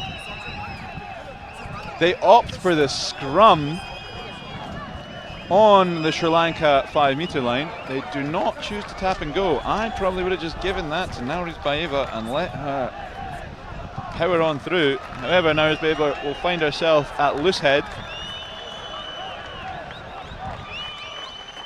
It's a clean Uzbek scrum, and it's a poor pass again from the base, but it's picked up well. They bring it back into the centre. It's a good looking steal, and it is a good steal. It's a squandered opportunity from Uzbekistan. Tap and go. Sri Lanka could go all the way. Good offload. They have numbers left if they can get the ball there. Couple missed passes. Why Uzbekistan chose a scrum there, I'm not sure. Their scrum game has been pretty poor. The scrums themselves not so bad, but their set piece has been messy to say the least.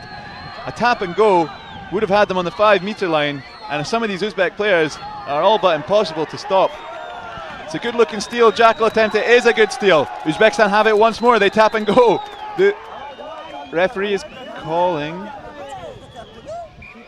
a full time on a penalty. Bit of a flat end to this tie. Perhaps she dropped that tap and go. Bodies are just lying across the pitch here. Barely able to get up, and I'm not surprised. It's 31 degrees as it stands. And that was a brutal 15 minutes of rugby. Uzbekistan had the opportunity to win it. They were on the try line pretty much, and they chose a scrum to try and limit the number of defenders, but could not break the deadlock.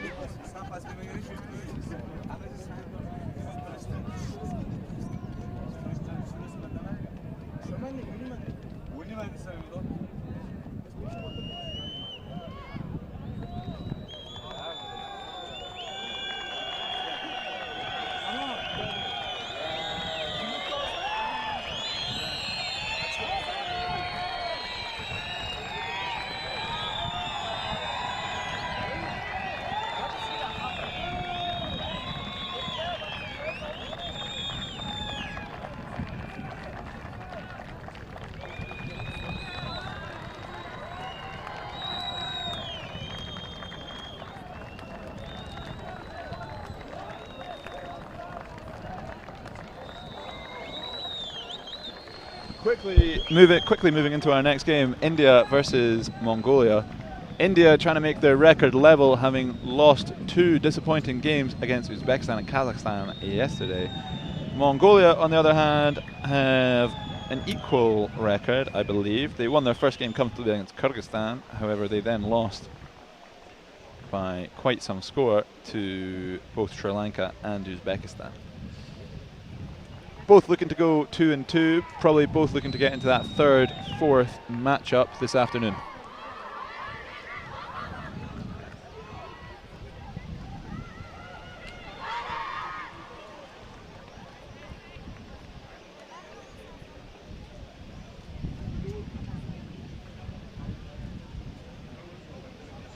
India look like they're going to get us underway here.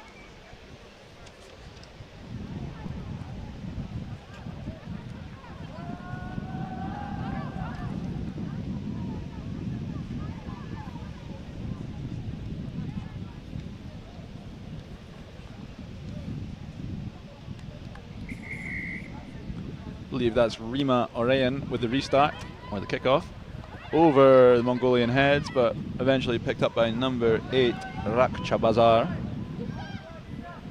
Little tap in the pass, referee says play it on, no advantage to speak of.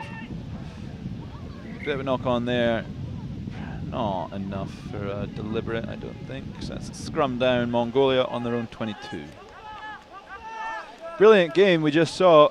Uzbekistan and Sri Lanka, our first draw of the weekend. Went right down to the wire. Could have gone either way. Here we have number 4, Bhajargal with the put-in. Good passes pre-contact, but a strong tackle off into the concrete in the board, but she's not fussed one bit. Right back onto her feet and into the game. I think that was called India try play quick, but referee's having none of it.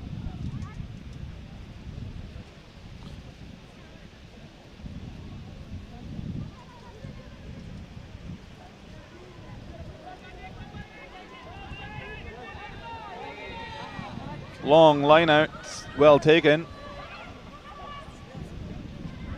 Chanel Crizel at the end, at the tail of the line out.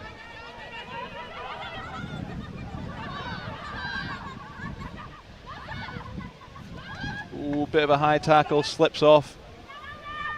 Offloads inside, offload off the deck, and number 6, Suman Orayan, is in for the score. Referee's probably going to have a quick word with the touch judge, I think, about a high tackle. Probably nothing more than a warning. He's going to have a word.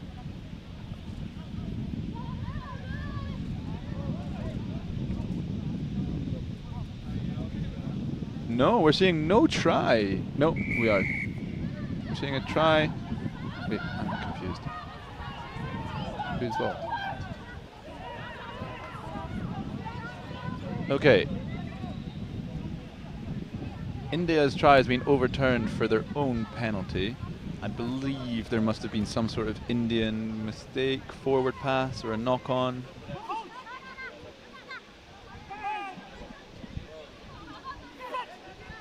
Not sure. Anyway, India have opted for the scrum. It comes clean, it comes fast. They spread it left. They might have the speed on the edge here. I think they probably will from Mahak. She doesn't want the 5-pointer, but she eventually takes it. India looking to get under the sticks for 7, I think, but they'll take 5 for now. And a tough kick to follow.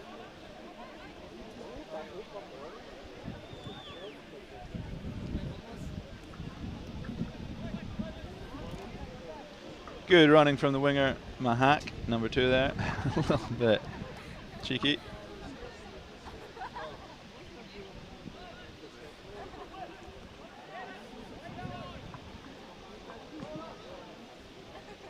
Decent kick attempt, but a little bit left.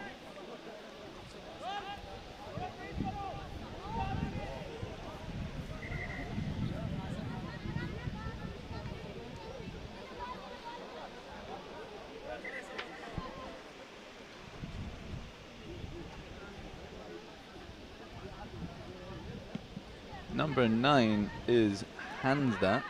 It is not Rima Orion.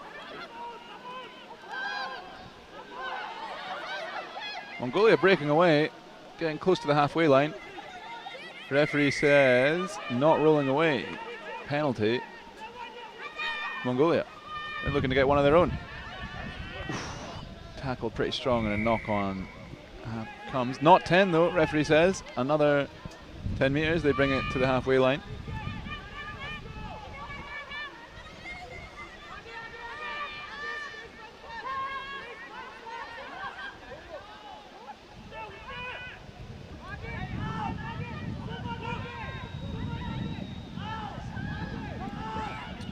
Good hands and offloading here from Mongolia. Solid presentation. Again. I need to review my hand signals. I think that might be hands in the ruck. I'm not sure. Loose bit of a wild pass over the top of the first receiver. What is that for? Scrum down.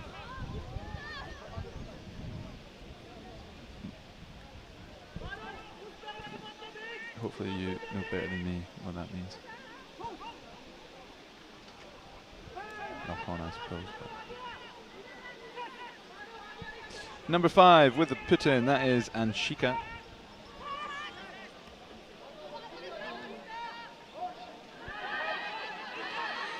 Powerful running again from Mahak. She's going in for her brace. Right under the posts. Get the ball in her hands and she will probably score.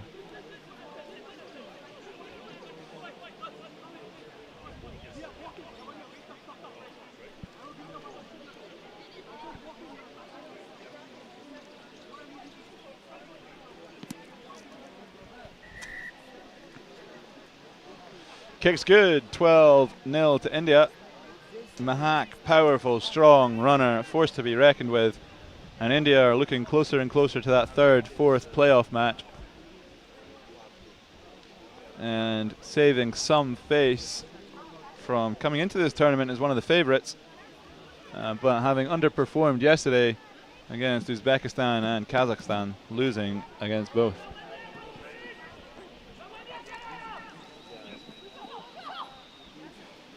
Mongolia play with it on their own try line, and it's easy giveaway try to Athira KP. She's acting like it's business as usual, dots it down, jogs back, but she's got to be thrilled with that. Don't think she got a try yesterday.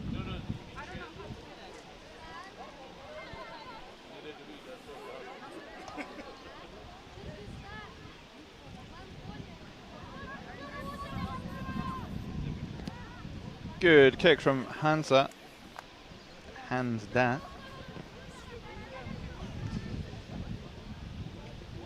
Game's getting away from Mongolia here now. Their chances of a third, fourth playoff are slipping, and it's looking likely that they'll meet Kyrgyzstan in the wooden spoon match. Restart from Hansa is shy, along with a fair few offside, I felt. But it doesn't matter, that brings us to the half time of our second women's game of the morning. This will be followed by Kazakhstan, Kyrgyzstan.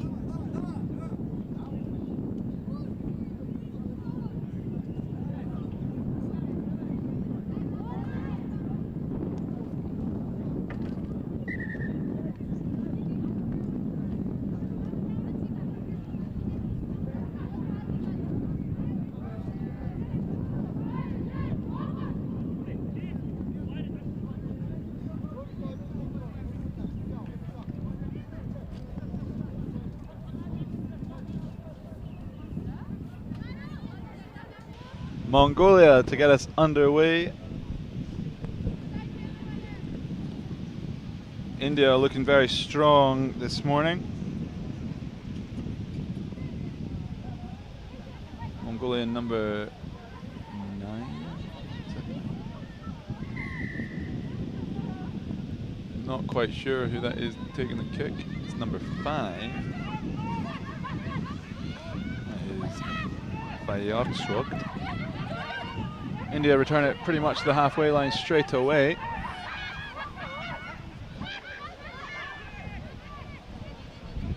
Good hands from Hansda.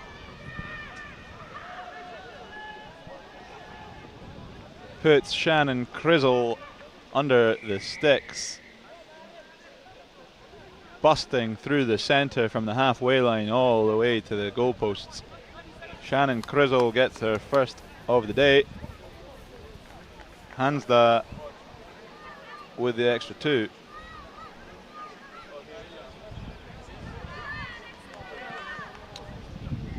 Formality for Hansda extends the lead to 26-0.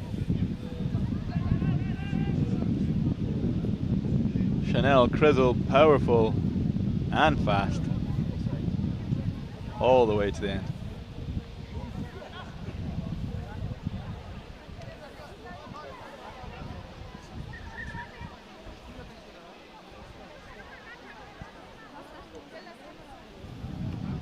Hansda gets us restarted. High arching kick, not contestable, easy enough for the Mongolians to wrap up. Well taken into contact. Loose ball off the base of the ruck, but flirting with a forward pass. Ref says play on. The big number 3, Bayan Monk, takes it in, but not releasing from Bayan Monk. Hansda gets us restarted. Mongolians not 10. Ref says play on. Ref will give it a knock-on advantage now, I think. No, he's given a card. Card for Bayartsvogt. Got herself a couple of tries yesterday against Kyrgyzstan, but we'll pretty much be seeing the end of her day today, at least against India. I think that's cynical. Not cynical, actually. I think that's perhaps quite harsh. She was going in for the steal. It wasn't an attempt to intercept.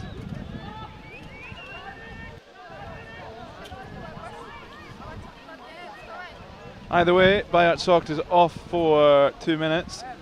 India bring about a couple of changes.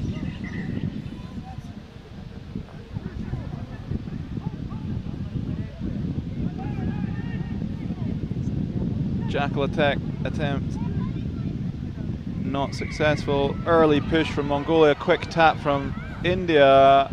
Well tackled on the line, probably not 10, but play on. India rip their own player to get the ball loose, and they are in for yet another. Muskan Piploda gets her own point. Number 7 has probably added another 7 to India's score.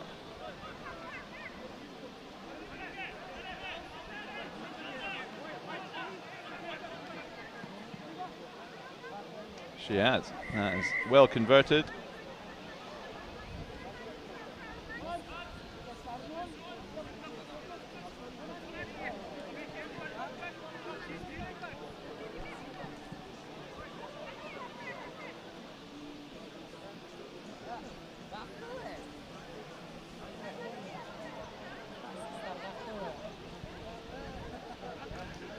Here we have Rima Arayan, got herself all over the park yesterday with the restart, scoring tries, getting assists, kicking, putting it in at the scrum.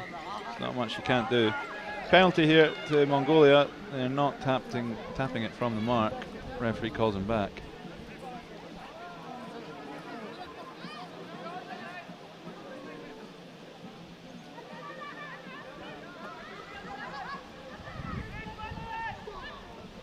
Mongolia come crashing down the centre. number 2, Selenge Banzai. Loose ball at the base of the ruck. Referee says offside, still Mongolian ball.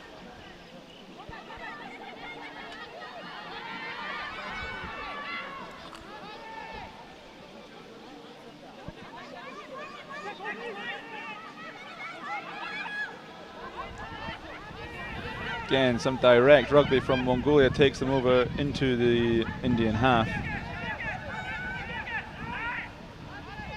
Isolated in the pink scrum cap is Amarsana, well defended. Again, it looks a bit offside. It is. It's an advantage to Mongolia. Bit of lack of discipline here from India. Looping pass off the deck. I think we're going to come back for an advantage. No. Advantage had been played. It's India ball into the Mongolian half. Well sealed off by Orion. Now they look to spin it wide. They draw in nicely. Well defended though. And she might have even got herself a rip in contact here. Referee says holding on.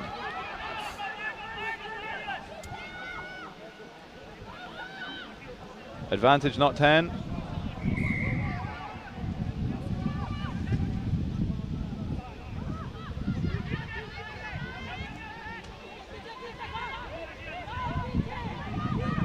A bit back and forth here, but we're in position now. Get the ball on the go.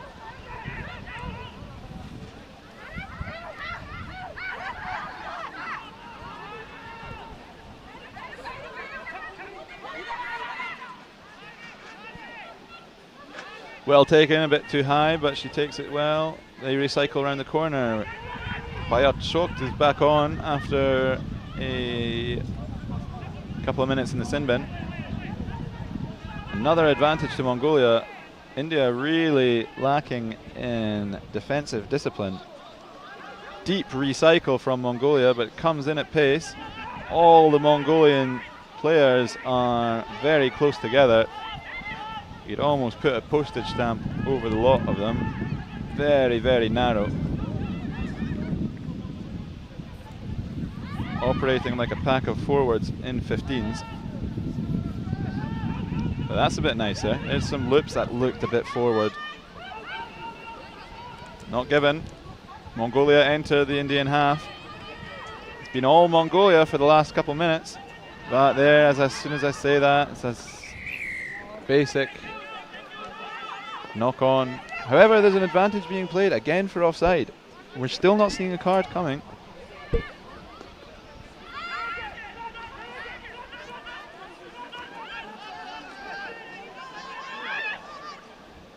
Good line there, good bit of footwork too.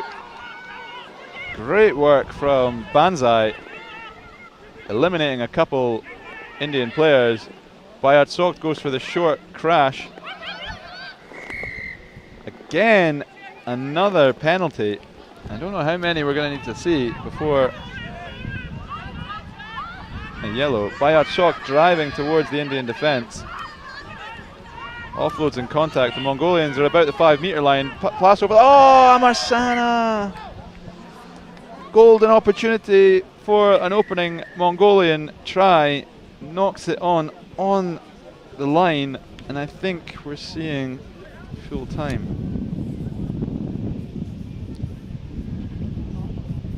Devastating end for Mongolia there. Worked so hard all the way down the pitch for a 5-pointer. And just slipped through the fingertips at the very, very end. India have got to be happy. Their main goal would probably have been to have just maintained a clean sheet against a side like Mongolia, and that they have done for the most part of that second half. Mongolia were playing with it just inside the Indian half, but they kept them out in the end.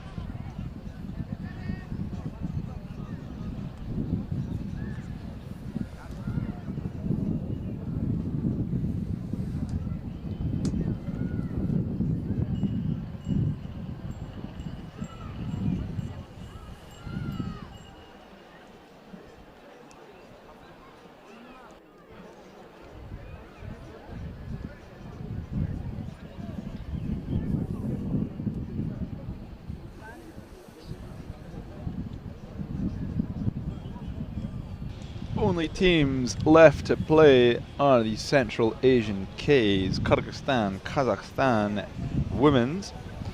They have not played today. They are coming up. If I'm to be honest, I think Kazakhstan will probably run up quite a score here against the largely inexperienced and young Kyrgyz team. Just going back to that instance in the India game, we were confused as to why a try wasn't given to India but brought back for an Indian penalty. It seemed there in one of the replays that it had been knocked on just as she was stretching over to score that try. Anyway, going back to it, Kyrgyzstan versus Kazakhstan. Kazakhstan with a last-minute win against Uzbekistan yesterday. Great game of rugby, my favourite game of rugby so far in this tournament. Maybe eclipsed by Uzbekistan Sri Lanka a couple of games ago in the women's. However, the Kyrgyz women's squad, they're still learning. They might offer some sort of challenge to Kazakhstan, but I think the Kazakhs will probably run up quite a score here. Lots of good players within their squad. Yesterday on the microphone I might have said that these Kuznetsova, Victoria Kuznetsova and Angelina Kuznetsova were sisters. That was a pure assumption. They are not sisters. There is, however, a Kuznetsova in the Kyrgyz team, Kristina Kuznetsova.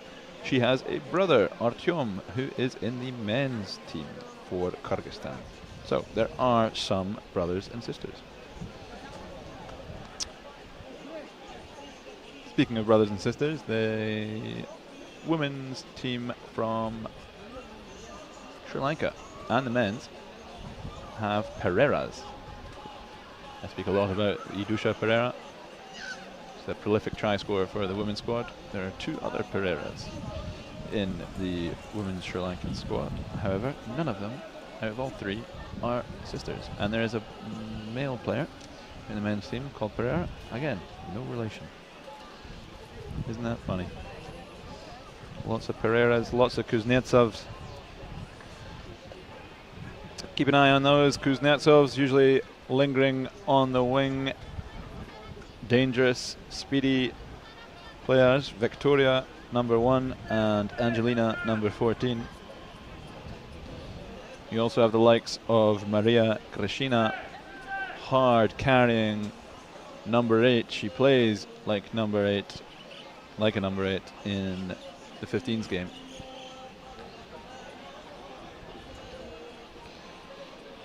Others that I noted yesterday, Lolita Buteris, scrum half type, sets the pace very well for this Kazakh team, a pace that I think Kyrgyz are going to struggle with in this upcoming 24th match of ours.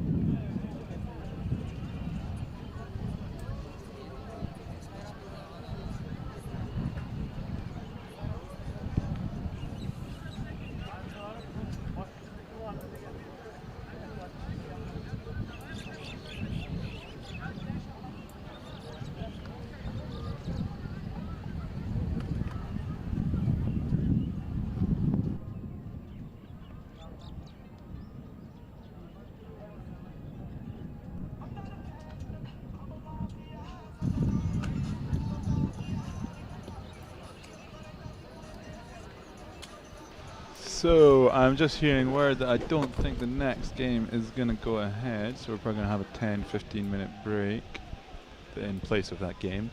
I think Kyrgyzstan are not able to field a team after having quite a tough day at the office yesterday, to put it lightly. Lots of young girls, lots of inexperience. It makes rugby at times dangerous if you don't know exactly what you're doing, and they're coming up against very difficult opponents, very skillful and powerful opponents. But I'm sure they would have appreciated the experience. They've probably learned lots of things, lots to take back to North Bishkek, which most of them are based from. A small little town north of the capital Bishkek called Jangijir.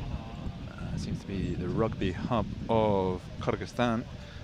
Most of the men as well are based in that region and kind of surrounding area. They play and train there. So yes, I think it will be a no-show for Kyrgyzstan and an automatic win for Kazakhstan.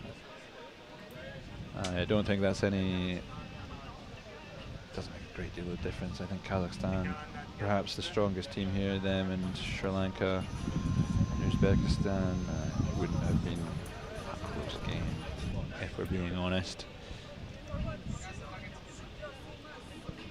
That leaves us going back to the men's game next. That will bring about, bear with, my laptop's turned off because I've been a bit inactive, waiting on this Kyrgyz-Kazakh game. However, we have, back to the men's, Mongolia versus Uzbekistan.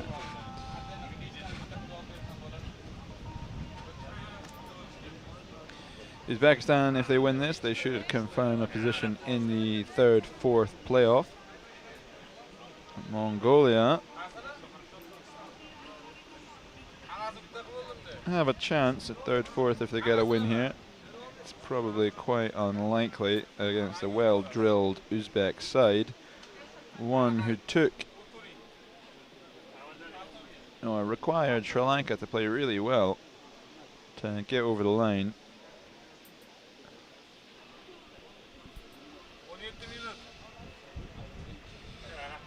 That will be followed by Pakistan, Kyrgyzstan and Sri Lanka. India, we're finishing the men's today at 12:20 with an absolute cracker. 2 undefeated teams going head to head. However, they may well be playing each other in the afternoon too in the final. We shall see. Plenty of rugby to be played today. We are about to approach game 25 of 30, that just being the round robin. There will then be another 5 or 6 games. We'll have 2 5th, 6th playoffs, a men's and a women's. However, I assume if this game doesn't go ahead right now, we will not be seeing a women's 5th, 6th playoff. I think Kyrgyzstan will automatically take the 6th place, and whoever else falls into that 5th spot will be taking away 5th. So perhaps 5 playoff/final games this afternoon to be played for. 5 more pool games, perhaps, I guess, maybe not. Women's Kyrgyzstan, Uzbekistan, so we will see 4 more. No, 5 more pool games, and we'll have 5 finals or playoff/placing games. Another 10 games or so today. I think we're going to have a bit of a break after our final women's pool game. Again, Sri Lanka versus India. Excellent matchup. I think we'll have a bit of a break after that to allow players to rest, because they could, depending on the way the pools follow into the finals, could be instantly playing, so that's not quite right on a hot day like today, especially here in sunny Tashkent. Well, I say sunny, the clouds are actually starting to come over. The wind's been blustering out a bit, but plenty to play. Sit tight, we've got a lot of good fixtures coming up. Mongolia men will come bruising towards these Uzbeks, I'm sure. Kyrgyzstan will fancy their chances at a big upset against Pakistan, underperforming Pakistan. team that took it to India, but India too probably not being where they want to be right now. And then, don't go anywhere, at 12:20, around 12:20, we'll be having this Sri Lanka versus India men's matchup. An absolute cracker, guaranteed. Followed by, again, Sri Lanka versus India in the women's to conclude our pool games today. Very excited for that. South Asia, so far, I'd say just edging it, but that's not what Casa is about. Casa is about these two regions coming together with a shared vision, shared plan and experience of mutual benefit. I think we're seeing that here today. Even with the likes of Kyrgyzstan being beaten, they're enjoying themselves. They're always up for it. And they'll be up for the next tournament as well, whenever that Casa event comes through. Sit tight. Shortly coming up will be Mongolia, Uzbekistan.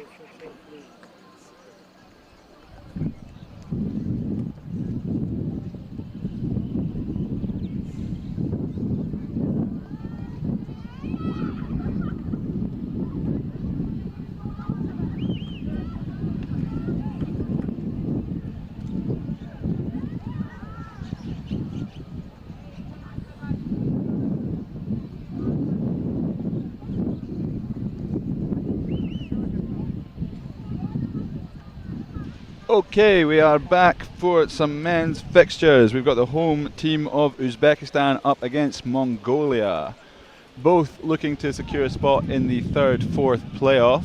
It's going to be a tough battle for Mongolia to get there. Uzbekistan are all but guaranteed it after having won 2 games in their first day.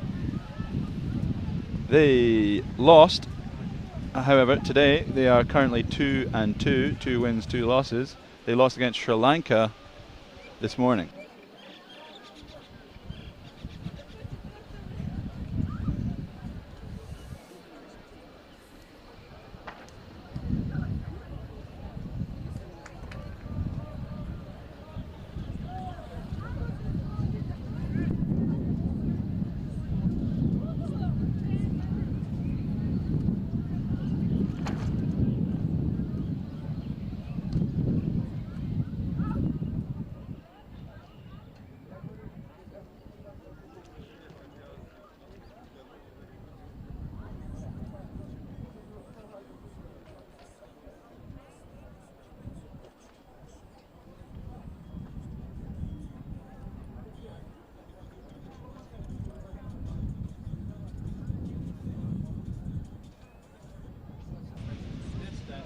We are about to get back underway. Uzbekistan versus Mongolia. We had a little bit longer of a break than usual because Kyrgyzstan women have pulled out of this weekend's tournaments due to a few too many injuries. We will keep to our schedule as normal, so we have another women's games, Kyrgyzstan women's game scheduled for later. We will follow that game as normal, but we'll just allow everyone to have a 15-20 minute break just so we keep everything on track, and we have some dignitaries coming this afternoon just so everything moves smoothly. We don't want to disrupt it at all. Looks like Mongolia will be getting us underway here in our final round of men's fixtures. They take on the home team of Uzbekistan, wanting to bring back a positive record. They are currently 2-2. Mongolia have a win to their name and 3 losses. Mongolia looking to get a win on the board and push for that fourth playoff. A loss here would probably resign them to the 5th-6th playoff against Kyrgyzstan this afternoon.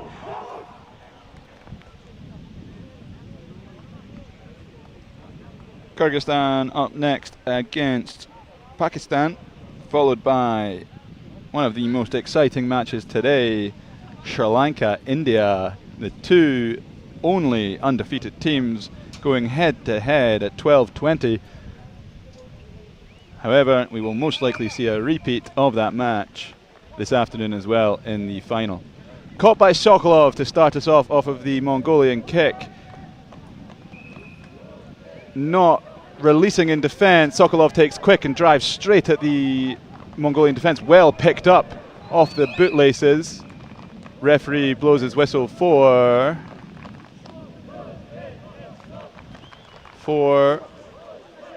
I'm not sure, but it's a Mongolian crossing. It was crossing. Haven't seen one of them this weekend, I don't think. Crossing in attack.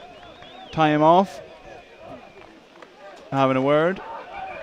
Time back on. We're going to get going. The big number 8 of Mongolia, Batsukh, doesn't opt to take it himself. He hands it off. Mongolia take it centrally and frontally into the Uzbek defensive line. Here we have Batsukh. He spins it quite nicely to Suvd Derin. That's popped forward in contact by number 11, Maidar Balgan. It'll be a Uzbek scrum about the halfway line.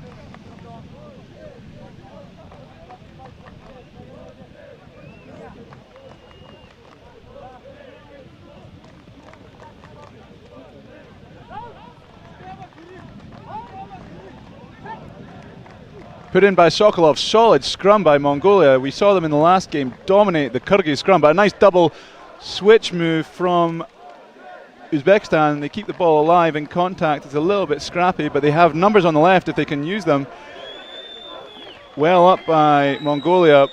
Well released in the contact. We now have some space on the wing for number 5, Kolikulov. He pops it off the deck.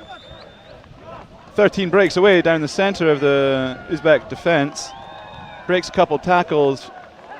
Eventually they take contact. Uzbek's offside, and I think we're going to see the first and opening try of the day by Nurilayev. He dives over in front of the home fans to make the score 5-0 Uzbekistan. Good play, safe hands from Uzbekistan. Originally a scrum around the halfway line. They went right, they went left, they went right, and they got that try after some patient attacking work. They jogged back to the halfway line looking for more.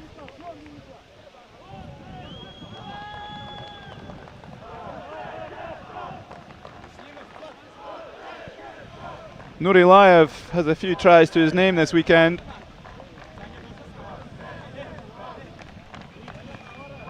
Ball moved back to the halfway line. Sunat Mukhamaddinov is about to hoist this one in the air, as he's done so very well this weekend. Uzbekistan looking to contest at every opportunity.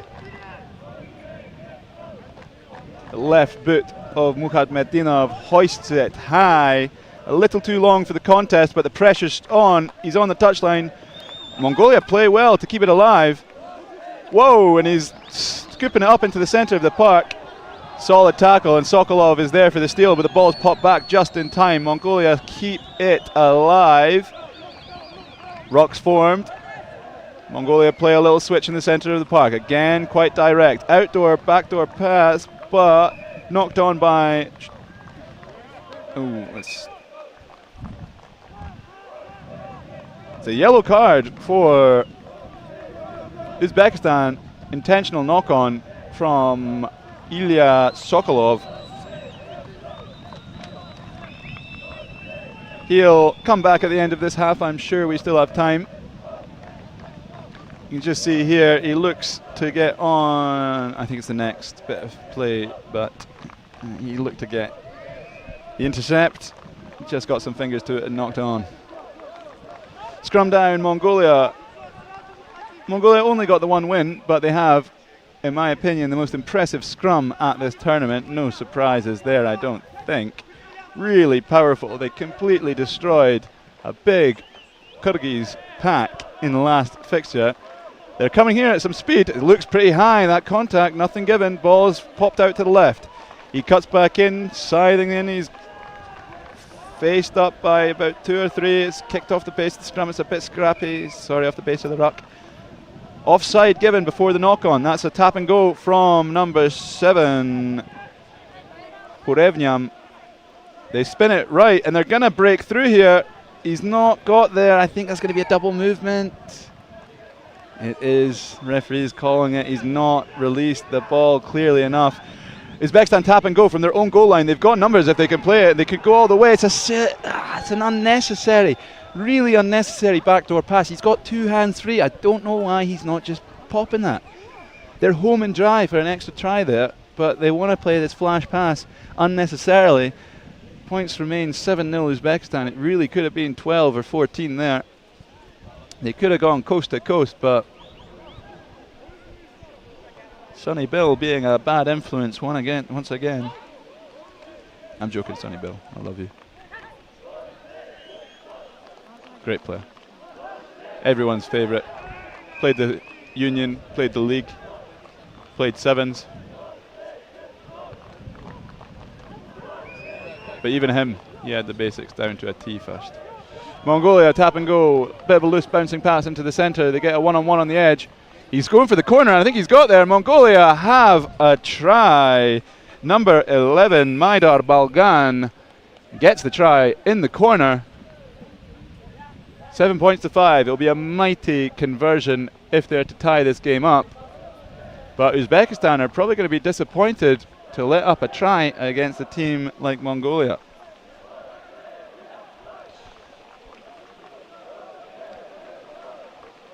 Gansai-Khan Inkbat with the conversion attempt to tie it up.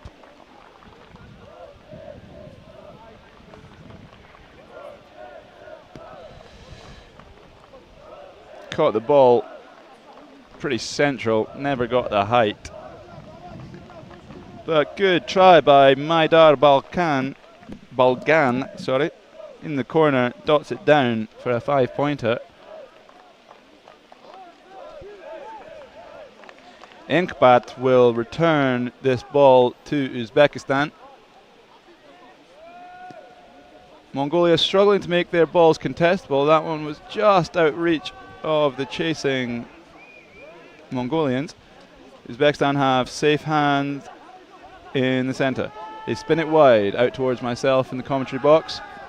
Ooh, hand in the contact there. I think that's going to be a yellow card. Sokolov received a yellow in the first few minutes for an intentional knock-on. Referee deems it not intentional, just a scrum down to Uzbekistan on about the halfway line.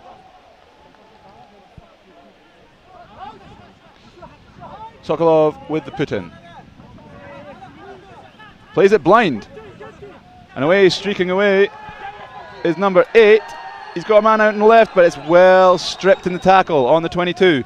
Mongolia spin out the tackle themselves, and they've got a man out wide if they can play this. Maidar Balgan puts ball to foot, and he's chasing down the Uzbeks into their own 22. Uzbekistan well recovered and well back in time to clear out and secure that ball. They'll look to go again themselves. Advantage for an offside from the central Mongolian defenders.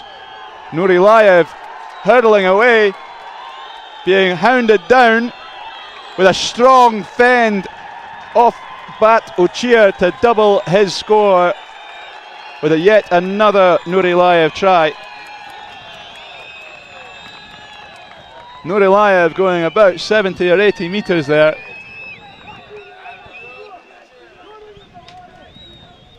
End-to-end stuff. Sergei Sokolov with the extra 2. Him and Ilya Sokolov scampered down the left side off of the scrum. Mongolia then returned it all the way into the Uzbek 22, only for Nurilayev to go the length of the puck the other way to double Uzbekistan's score. 14-5 at the break.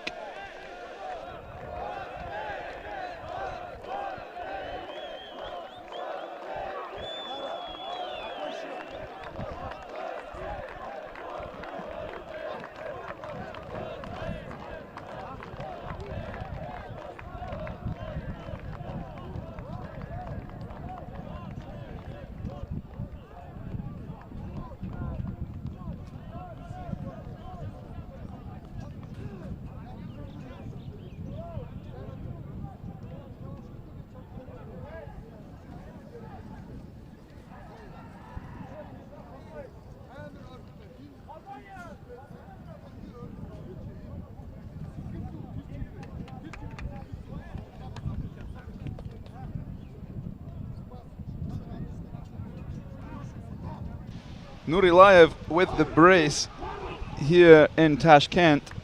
14 points to 5. Uzbekistan are securing their spot in the third-fourth playoff as it stands. They will be most likely facing Pakistan if Pakistan can put a number on Kyrgyzstan in our second match. Well, next match. Sergei Sokolov with the extra points to make it 14-5, and we have Sanat Mukhamaddinov to get us restarted with that wonderful left boot of his. He's going to hoist this one up in the sky again with a contestable restart to see out the last 7 minutes of Uzbekistan and Mongolia's round-robin tournament. It goes high, perhaps a little bit too long for the contest, but the pressure's on and the big hit's coming. He slips off the first tackle, and Mongolia take it up towards the 10-metre line. Referee blows his whistle for off their feet, and Mongolia spin out to the left wing. Oh, wonderful attempt at an offload over the top. Batochir is bundled into touch, however. 3 Uzbeks hurling him into touch. Uzbeks want to play it quick, but the referee's called the mark. We'll have a Uzbek line out about 30 metres off of their own try line.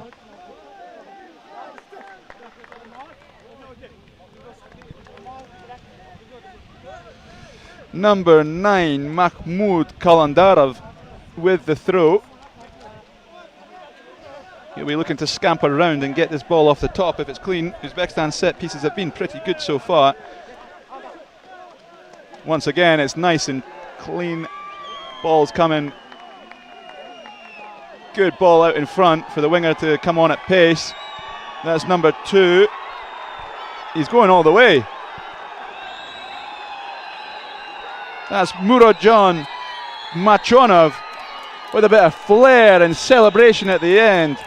Murodjon Machonov with the try that more or less secures the deal for Uzbekistan and secures that place in the third-fourth playoff this afternoon. Mukhamaddinov with the extra points makes it 21-5 in Uzbekistan's favour.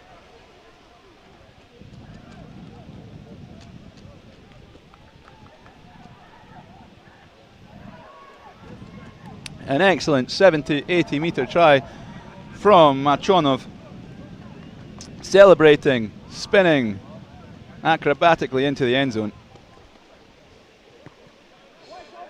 Mukhamaddinov with a high kick knocked on into touch. They should have the option here.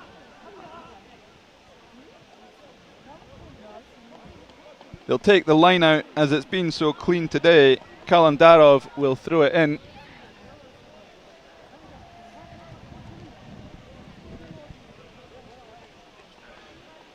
Knock on scrum. Referee is saying scrum. Not sure if they were given the option there. Either way, I think they would have preferred the line out, as this is an awfully tough Mongolian scrum, but the quick set piece is clean, but the big hit's coming. He eases off the hit, but again he's got a knee to the ground, or does he? The Mongols have lifted him back up again. Ball's coming, not releasing, I think. Not releasing. Mukhamaddinov takes it quick. They have numbers on the left. Nuraliev with lovely feet, and puts his teammate number 5, Sabir John Kolikulov, in for an extra 5 points. Nurilayev, not just a try scorer, a try maker with that lovely bit of footwork and late pass, putting Kolikulov in for his first try of the game. I know, but the small ones are better because you can locate.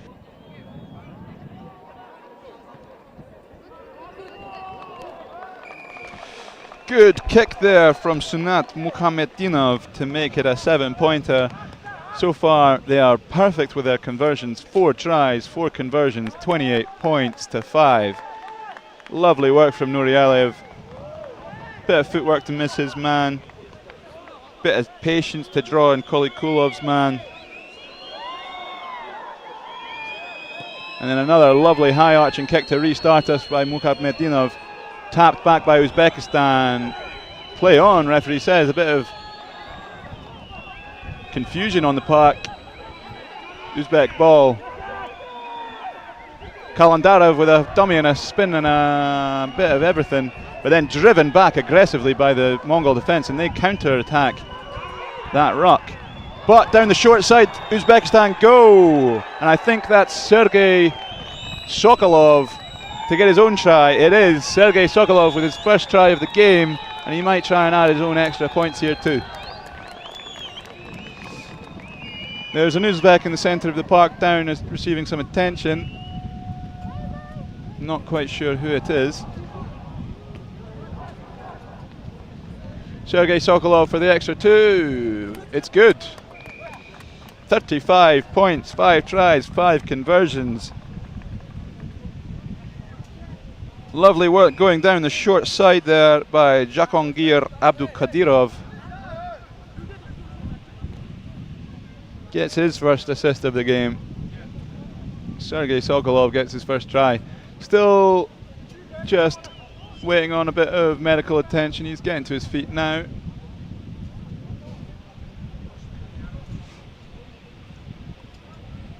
Mukhamaddinov will be eager to hoist another high ball.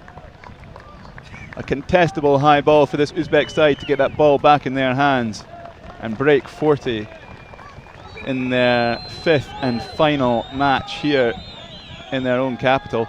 Mukhamaddinov goes a bit longer this time onto the edge of the 22 of the Mongolians. The Mongolians spin it out wide left towards us on this closer sideline. They take hard contact, 2 Uzbeks required to bring him to the ground.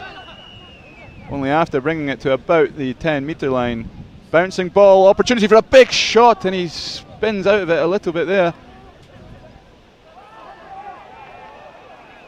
No wrap in the tackle from the Uzbek player. Just bouncing the Mongolian back a little bit. Ball's loose, but we have an advantage coming for high tackle on their own 22.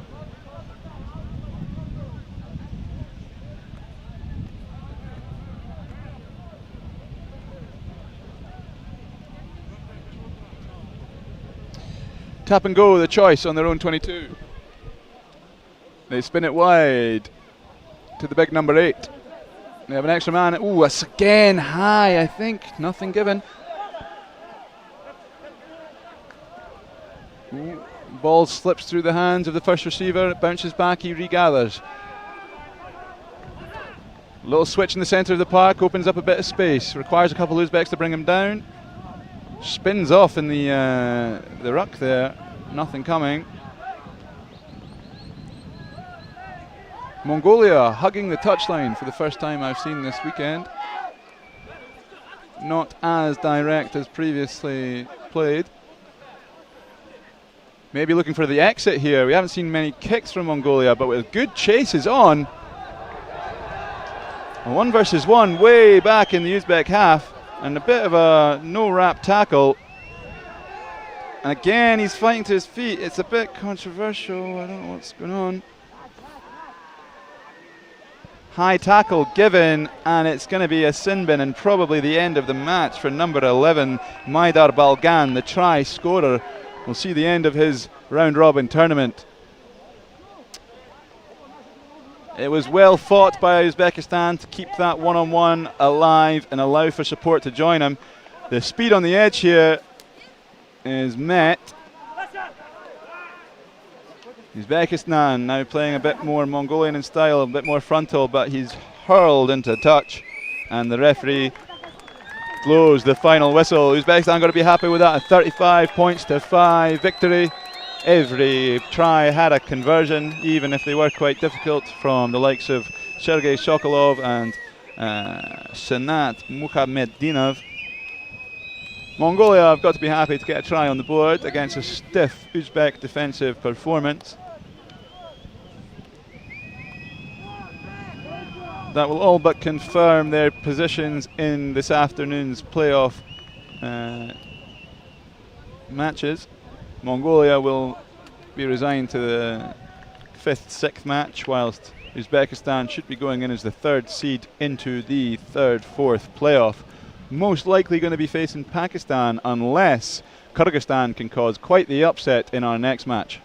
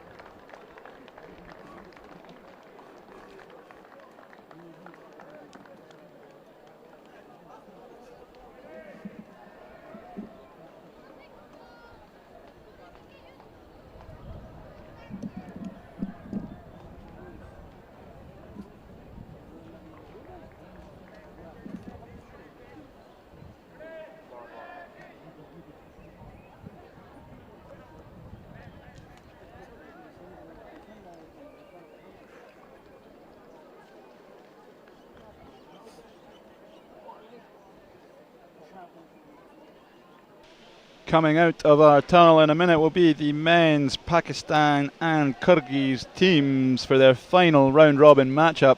Kyrgyzstan looking to get their first win of the weekend. Pakistan looking to double theirs, having only won 1 of 4.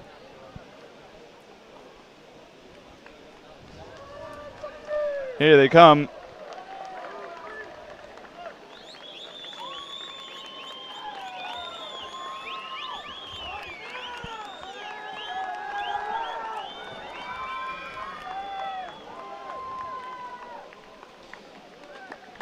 Pakistan getting the better of Mongolia in their first game this weekend, however falling short of Uzbekistan and Sri Lanka yesterday. Then this morning they almost got India, but India secured that win at the death, extending their points to just over 7 and making it a done deal. Kyrgyzstan, however, have struggled so far this weekend. Again, quite a large and inexperienced group. A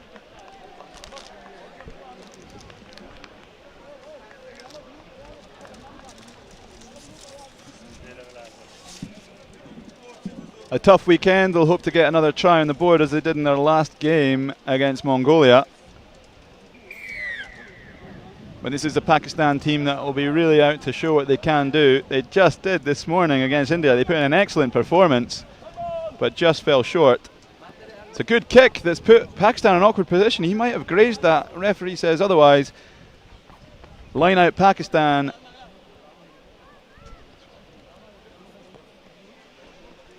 Line out Pakistan. Number 4, Mohsin Raza will throw in here. Pakistan been opting for lots of lineouts and going for touch at penalty opportunities. They fancy their chances, and it's a nice clean lineout to start their final match here. Nice little wraparound by Raza, making it a 3-on-2. Ball's a bit loose. Ref says play on. Ball's a bit loose. Ref says penalty. Yellow card, intentional knock-on. That's given to Nikolai Kotlyarov. I think an intentional knock-on being the decision. As I said, it's Pakistan, they like to go for touch. They fancy their chances. They like their set piece off the line out. The last one resulting in a Kyrgyz yellow card. This one maybe going to result in a 50-meter try. Referee just asking for the channel to be expanded a little bit more space, and it's nice, quick off the top. Clean ball, a bit behind one another. Grubber through, interesting. They really do like to kick, this Pakistani team. Well covered by number 14, Daniil Kavrishkin. He still got it, and he's played it inside. Referee says he was just in touch before he'd released the ball. It'll be another line out to Pakistan. However, the referee has called for a high tackle. Remains Kyrgyzstan ball.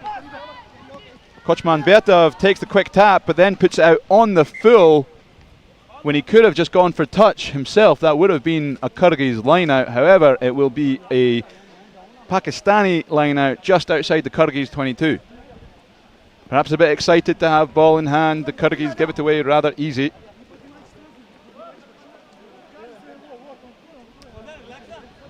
He's just taken a second. They could have gone for touch themselves and retained that ball. However, Aziz will throw us back in here. Sorry, Raza will throw us back in here. Pakistan quite flat in attack. Again looking for the boot. Late tackle on the kicker, referee calls it. Another yellow it will be. I think Kyrgyzstan are down to 5 men as it stands. First time I've seen this so far.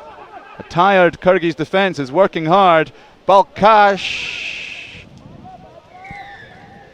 jumping into contact. Squanders a perfect opportunity to take the lead. Bangash again not looking for his teammates when it was an easy opportunity. Once again going for glory and squandering a perfectly good opportunity for Pakistan to score on a 5-man Kyrgyzstan. Pakistan take it quick and they return back. A nice miss pass, skips out Bangash. And number 5 is jogging into the corner.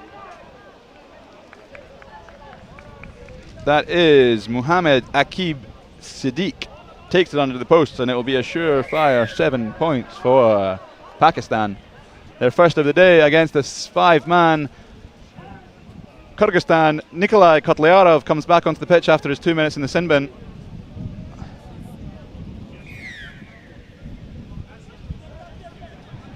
Seven points to Pakistan. They'll hope for more. Halfway through the first half here in Tashkent of the final game for Pakistan and Kyrgyzstan in the round-robin style tournament. Pakistan, as it stands, will be playing Uzbekistan in the 3rd-4th playoff. Kyrgyzstan will have a revenge match against Mongolia, who beat them this morning. Scrappy ball, knock-on advantage given. Pakistan going at the 6-man Kyrgyzstan. Bangash again not looking for his teammates, but he's going to go himself, and he's going to score himself. Again, beating defenders to do so, but there was the much easier option on his left. Against Kyrgyzstan, against Mongolia, it might work. Although, to be fair, it worked against India this morning. He did score there again. Raza for the extra 2. And he's done it. It's a lovely kick to make it a 14-point game. 14-0 to Pakistan. Raza will get us back underway again. Kyrgyzstan back to 7 men. 1, 2, 3, 4, 5, 6, 7. Yes. Fumble take, but he's still got it. The Kyrgyz winger. Poor hands again in the centre by Kyrgyzstan. Knock on given about 10 metres from the road try line by Tash Mamatov.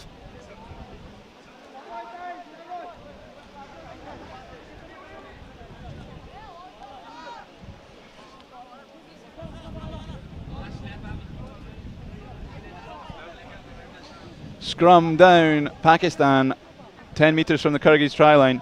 Kyrgyzstan's scrum was absolutely destroyed in the last game against Mongolia. Every Kyrgyz scrum, I think, was turned over to Mongolia by a brutal pushing force of theirs. Pakistan go to the blind side and have a 2-on-1 on the edge, and number 5 will go in for the second try of the game. That is Sadiq.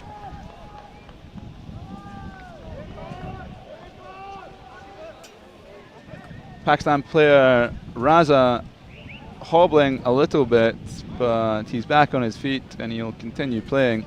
He won't, however, continue his normal duty of conversions. That's been passed over to number 9, Faik Shahzad.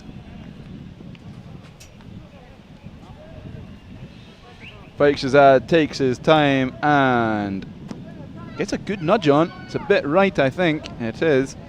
No good. We finished this first half. Not quite. Lovely late pass by Raza, taking in 2 men to allow Sadiq into the corner to get his second try of this match. Short kick by Raza. It's knock on 10. It'll be a Kyrgyz tap and go in the centre of the park. He could have let that bounce. It probably would have gone. But no. Tashmamatov has a tap and go in the centre of the park. Hands it off. Another chip and chase. They love them, the Kyrgyz. Kotliarov is hounding down Raza. And he fails to make the tackle once more. Switch is thought about, but is broken by the tackles of Argen Dyakanov. Bangash passes. Never thought I'd see the day. It's out on the full. Was it inside the 22? It doesn't matter. It's half time here in Tashkent.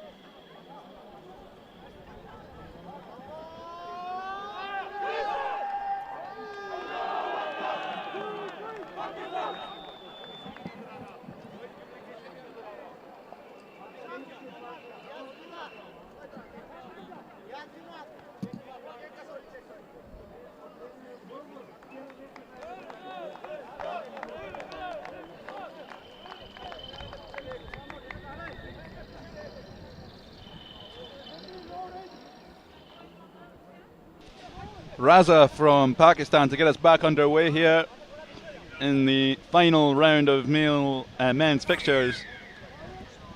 As it stands, Pakistan will be playing Uzbekistan in the 3rd-4th playoff.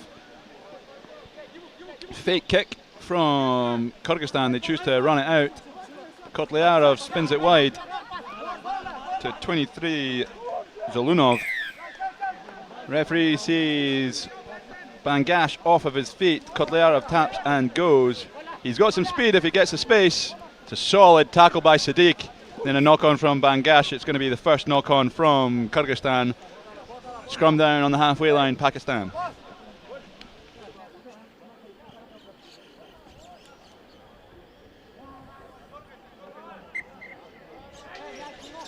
Kyrgyzstan might not be winning this game, but I think they're going to look to try and get a win this half.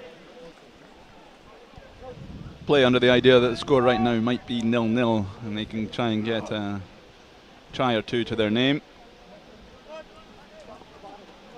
Good solid set piece from Pakistan, as we've seen all weekend. Bangash on the ball, he plays it wide. Good feet there.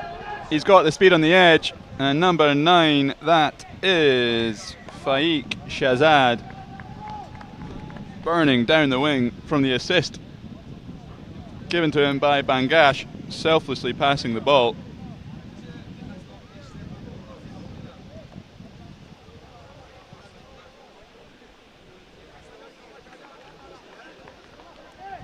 (24-5) as it stands. About 5 minutes left. It's a good looking kick. It is a great kick from the edge. I didn't quite catch who did it. I think it might have been Raza once more, having an incredible game. Number 4, Muhsin Raza, following up from a nice team try by Faiq Shahzad. We've restarted here already. Erlan Tashmamatov takes it into contact, and again in the contact a bit loose, but the advantage was coming. Kyrgyz ball around the halfway line. Tap and go, probably the choice. Referee's having a word with his touch judge.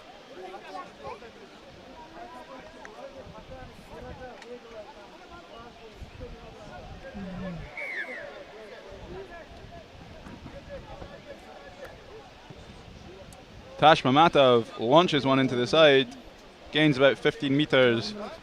Kyrgyzstan line out in Pakistani territory.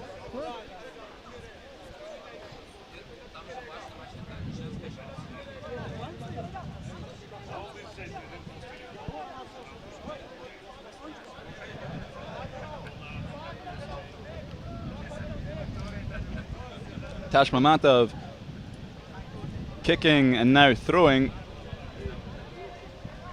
It's a clean long ball to the end. Kochman Betov collects. It's a loose ball off the base of the ruck, well collected by Kotliarov, and it's going to be an offside. Kyrgyzstan moving deeper into Pakistani territory. There's numbers on the left, do they use it? They choose not to, they go right. Kotliarov escapes the first hit. They have a 3-on-2. Bangash wraps up.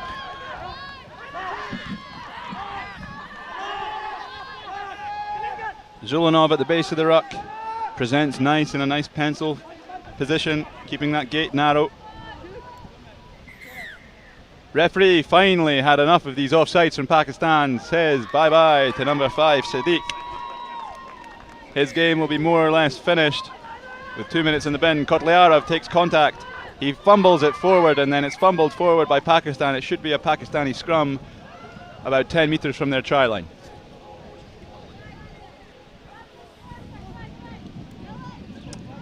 Few too many handling mistakes from Kyrgyzstan, slimming their chances of getting a consolation try.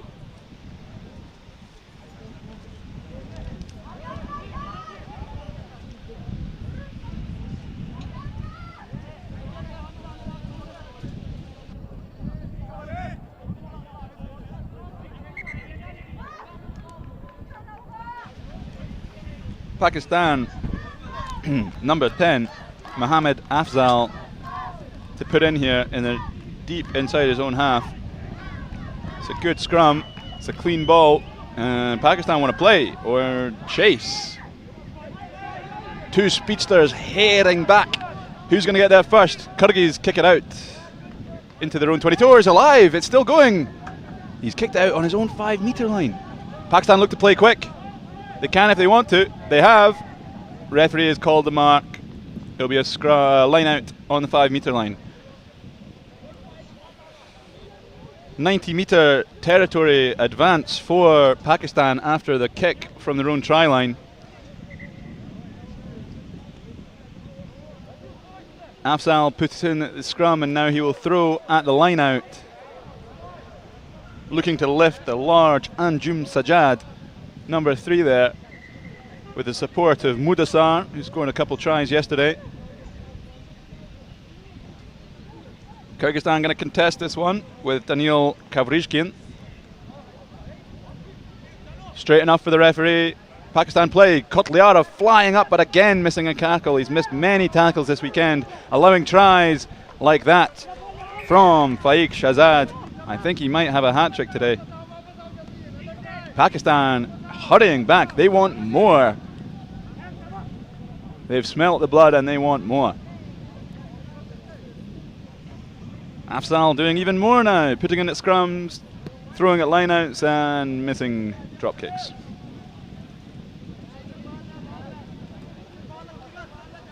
Great ball in stride for Shahzad, to jog in. Lovely pass there. Not quite sure who that was from, but it was a lovely ball just right in front of Shahzad for him to take on. Ball's been kicked off. Pardon me. Can't quite see where it's gone. Oh, it's bouncing off the referee. Scrum down to Pakistan. Referee accidentally in the way of play. Pakistan must have retained their own kickoff. Just as yesterday, from where I'm sat, I cannot see the left side of the pitch, so for the most part, I am commentating on what you see. Good setup of cameras around this ground. Trying to give you as much of an idea of the game as possible.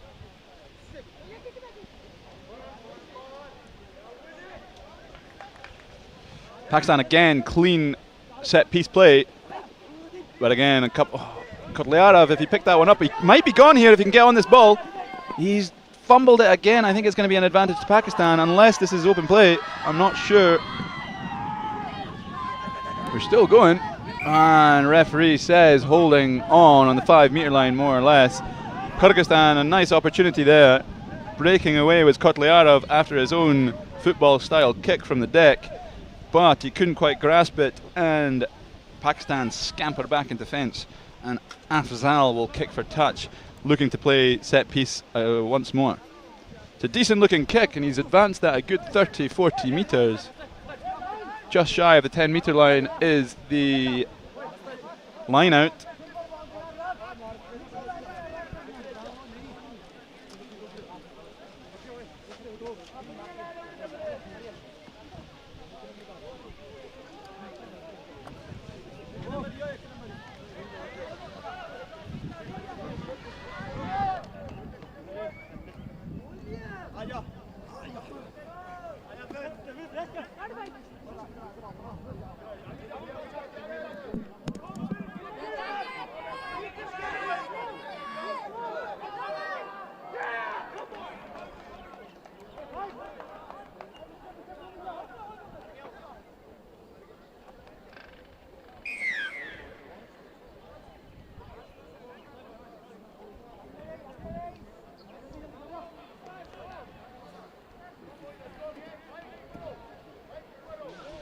I don't know if my microphone was off when I was commentating on that.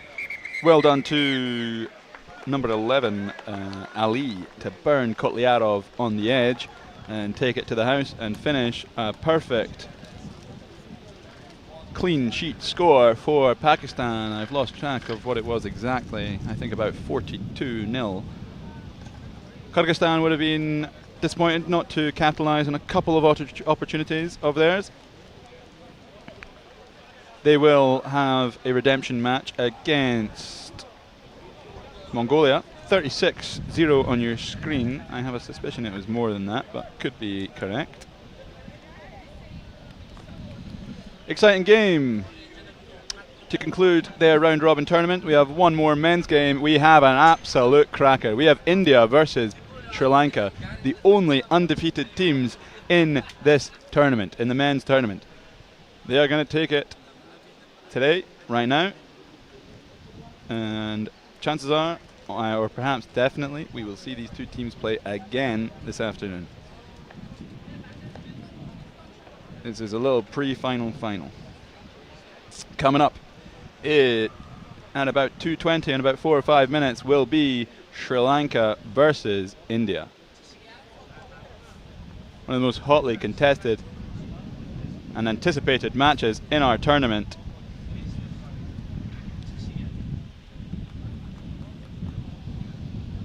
I'll be back. Don't you go anywhere.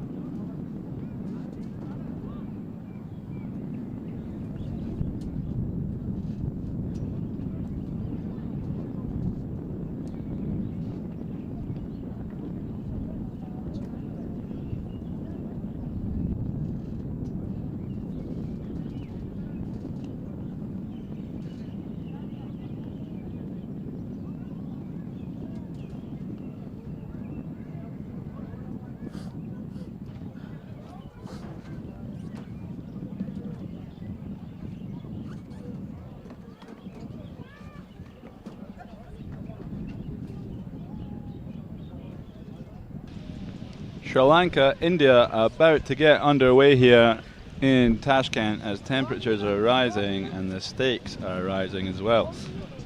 Although it might be quite inconsequential in terms of standing, this is most likely going to be a little taster for what we'll see this afternoon in the much more consequential final. As both teams are undefeated, they are both destined for this final.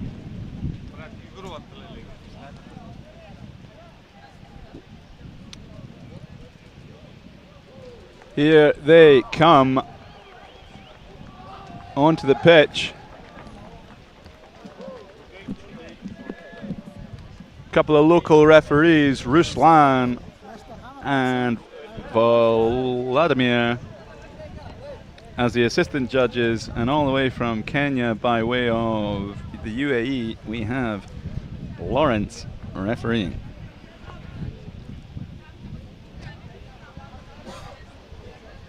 Two of the strongest teams here in Tashkent going head to head.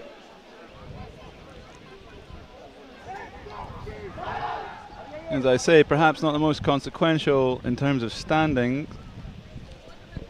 as they will both meet each other in the final. This could have great psychological implications for this afternoon's tasty upcoming final.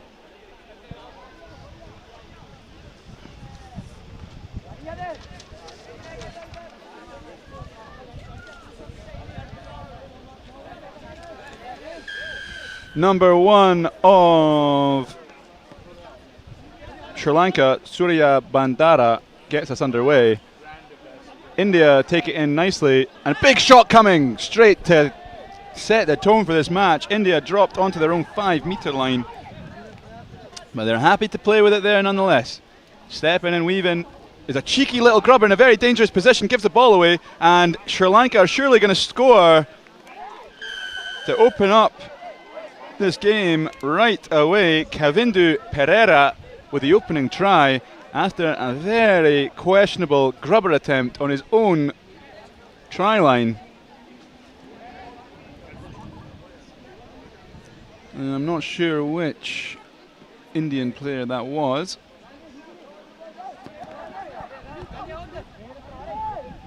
Kick no good, only a 5-pointer. Interesting decision from number 8 there, Sumit Kumar Roy. Strong player, he scored plenty of try this weekend. However, he's gifted one to Sri Lanka in this crunch final men's match. Surya Bandara will get us back underway with a high contestable kick. It's just missed.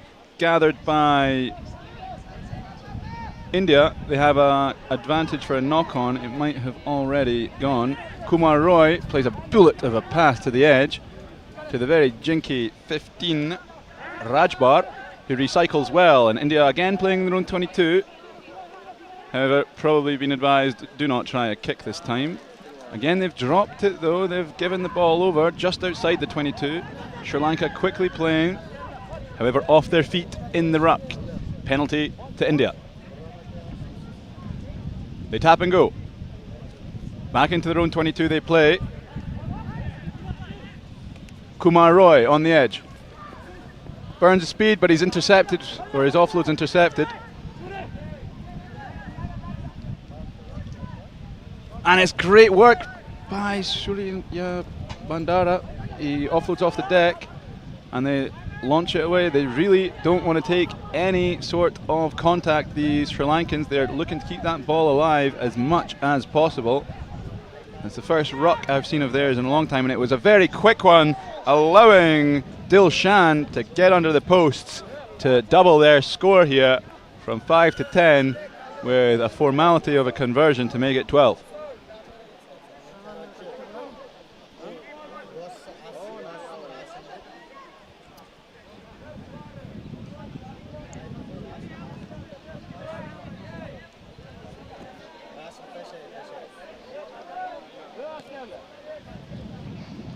Easy does it from Suranga Tenakun for the extra 2. 12 points to 0. Rapid ball from Sri Lanka, not looking to let that ball be caught up in a ruck. There was one quick ruck there, but the speed that they got to clear out and get that ball recycled was immense. Leaving gaps in the Indian defence, they had no time to shore them up. And once again, Sri Lanka are leading as they've done all weekend. Surya Bandara hoists it high. Well taken by India, and they are not afraid of contact. Not that Sri Lanka are, it's that they see it as a much more evasive game. Kumar Roy with a little hitch kick and beats his man. He's got the legs if he can go. Chased down by, it's a bit of a late challenge, but I think that's fair game. No, it's not. Referee is saying that's going to be a yellow card for Surya Bandara, tackling the kicker after he'd played it. Kumar Roy streaking away, put ball to boot because he knew he was going to get caught, and he was still caught.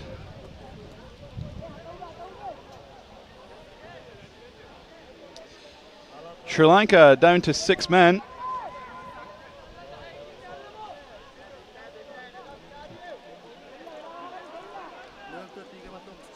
Kumar Roy just receiving some attention as the clock is stopped. Clouds starting to disappear here in Tashkent, and the temperature is rising as we've gone past midday. We're looking at about 35 degrees here with the sun poking out.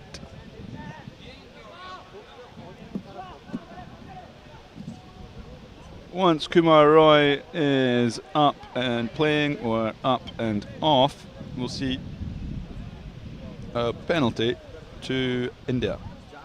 Or are we going to see a scrum? Maybe they've elected for the scrum. It's been quite a popular choice this weekend. Teams fancying their chances off of a set piece. Kumar Roy back on his feet and back into the back line. No need for a substitution. As I said, he scored many a try this weekend. He's hoping for more in this crunch match against Sri Lanka.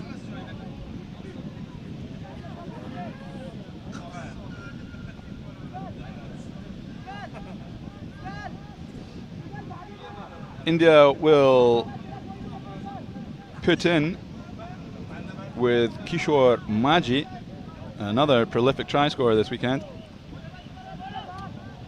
Kishore Maji steps his man, releases late enough. Kumar Roy was just injured. He takes a big hit, but he offloads well. They're metre from the try line now. It's a good looking jackal from Sri Lanka. Ball's there. 8 stummies and scores. Nope. Sumit Kumar Roy. Oh, of course it's Kumar Roy, number 8. After going down injured, he's back on his feet and he's back to doing what he does best, and that's scoring tries. India right back in this game. 12 points to 5. Number 9, Akash Balmiki, has ball in hand to try and knock this one over, make it a 5-point game. He should knock this one over easy enough. He's missed it, I think. No, it's given. 5-point game. Minute or two to play in this first half.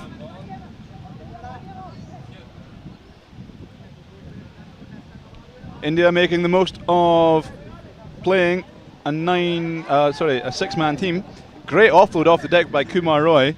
Gets back into the contact zone well. Good clear out by number 9, Balmiki. And Kumar Roy just teases in the tackle, slips by number 5, Dange. All injured players now off the park. Balmiki can get us back underway with a minute and a half in this first half and final men's game of the round robin tournament. It's going to carry 10. It's good. And India might be streaking away here if they can get support. Not rolling, I don't think. I am correct. Quick play. Kishore Maji tackled, but the Sri Lankan number 6, Kavindu Pereira, was not 10, and he will see the bin. I'm not sure if they have another one in the bin already. I think he's back on. I'm only seeing 5 Sri Lankans. I think they might have 5 players as it stands. If so, if this is a clean scrum, we should really be seeing a try from India. Otherwise, that is a squandered opportunity. The ball's there. This should be a try. They've chose to go one way where it's a 1-on-3. They go back the other where they should have numbers. They take the loss in territory to have the advantage in men. However, it's not coming. It's a good pickup. Referee calls knock on, and they've squandered the 2-man advantage. Referee called a knock on. Advised by the touch judge. No. Make your own mind up about that one.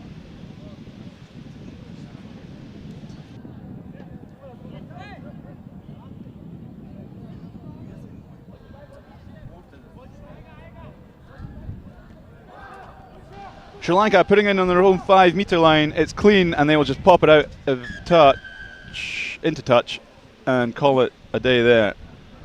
India disappointed not to take advantage of playing only 5 men at the end there. They really should have scored to at least tie this game up. To have gone with that advantage of numbers and go into the break with nothing to show for it, they'll be desperately disappointed. Sri Lanka still will probably start the second half with only 6 players. Kavindu Pereira penalised for not being 10, was given a yellow card after scoring in this game.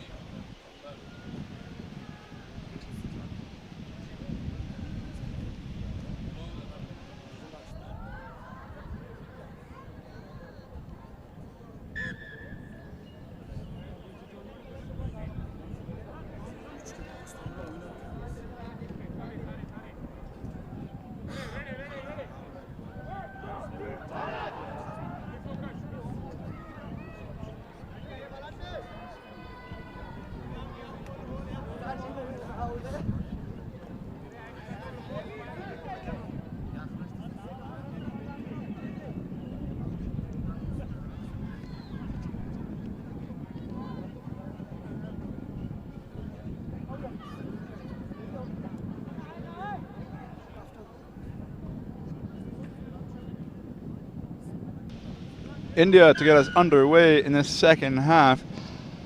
Balmiki plays it, but it's gone nowhere near 10. That'll be a Sri Lanka tap and go in the centre of the park. They'll be looking to make this a 2-score game.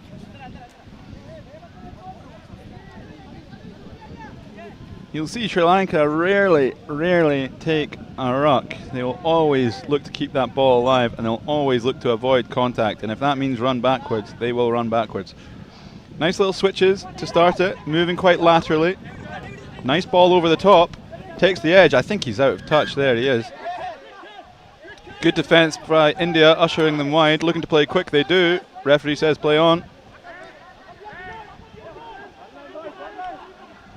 Ooh, he's going just to pin the ears back. He's not quite got there. Plays the ball down. Referee says it's knocked forward. Seen that a lot this weekend. Players trying to release the ball, get back to their feet and pick up, but you do run that risk of knocking it on ever so slightly.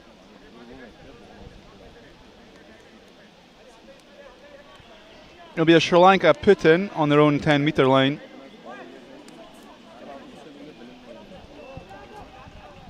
Number 7, Sharanga Tenakun, will deputise the scrum half. Plays it right behind the scrum to his first receiver. They play to the edge. They take contact, but the offload's there. Yes, lovely feet. Inside ball. That's a fantastic try. It looks like Himasha once again. Lovely work on the edge. And that is Ramitha Himasha, scoring many tries this weekend, and that's some great work on this left wing to extend this lead to what should be 12 points once more. There it is.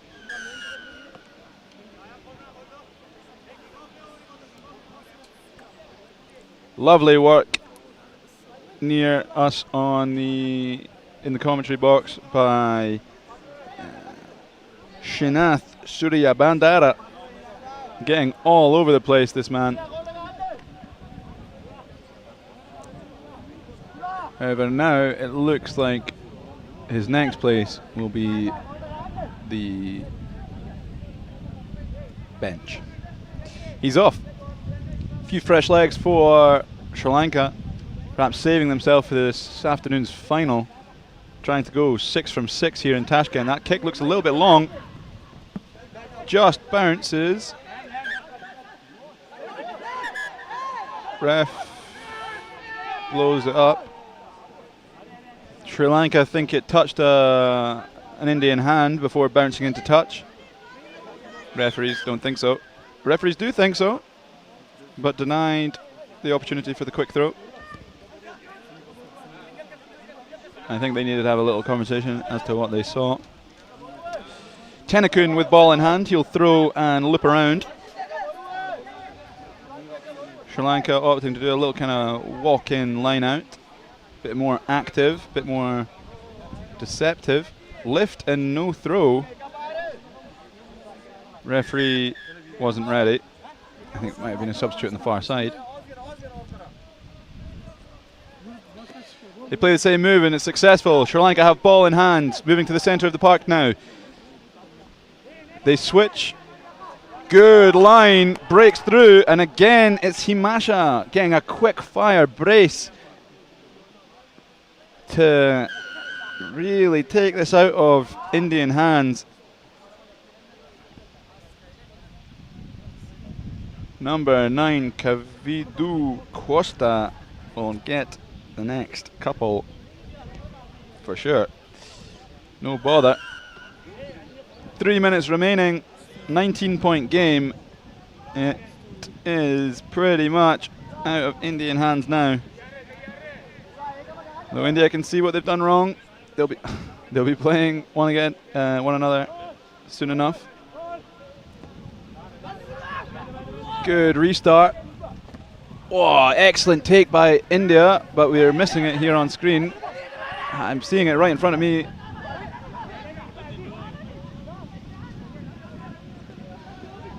Sorry, you missed a amazing restart there by India. Fantastic take. But eventually they're bundled into touch. Not before Sri Lankan penalty, so India remain with the ball. They quick tap and they go. India looking to cut this lead right down. Good recycling of the ball. 19 is on it. Shukla, he plays it. And he's got it in the corner. Number 9, Akash Balmiki, the kicker. He's in, but he's holding his ankle. There was a bit of contact there. It looked sore. Diving in. It's great work by Shukla. Great hands by Balmiki. And he's in. Despite the work of Himasha to close him down.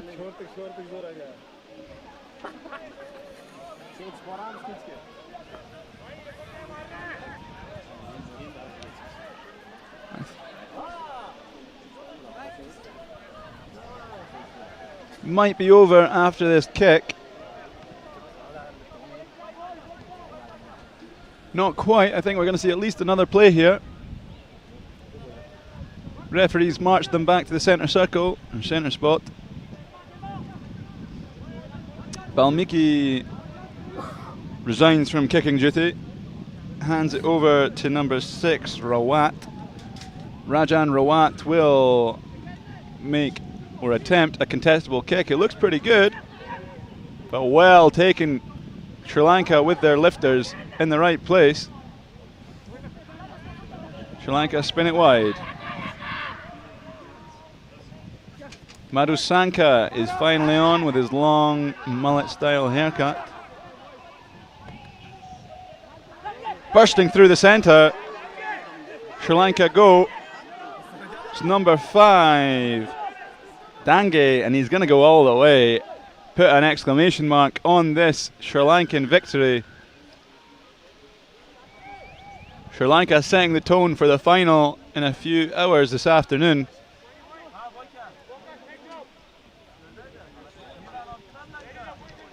We should be ending by a 21-point lead, although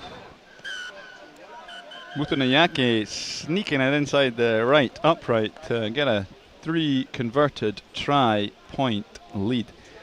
That's game. Sri Lanka 33, India 12.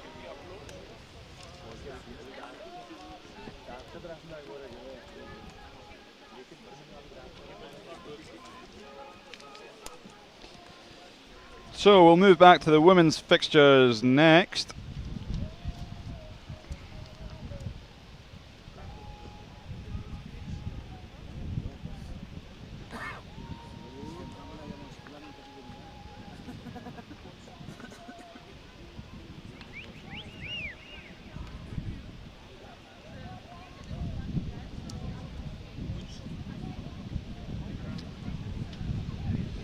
Opening try there from Pereira after some questionable kicking from Kumar Roy.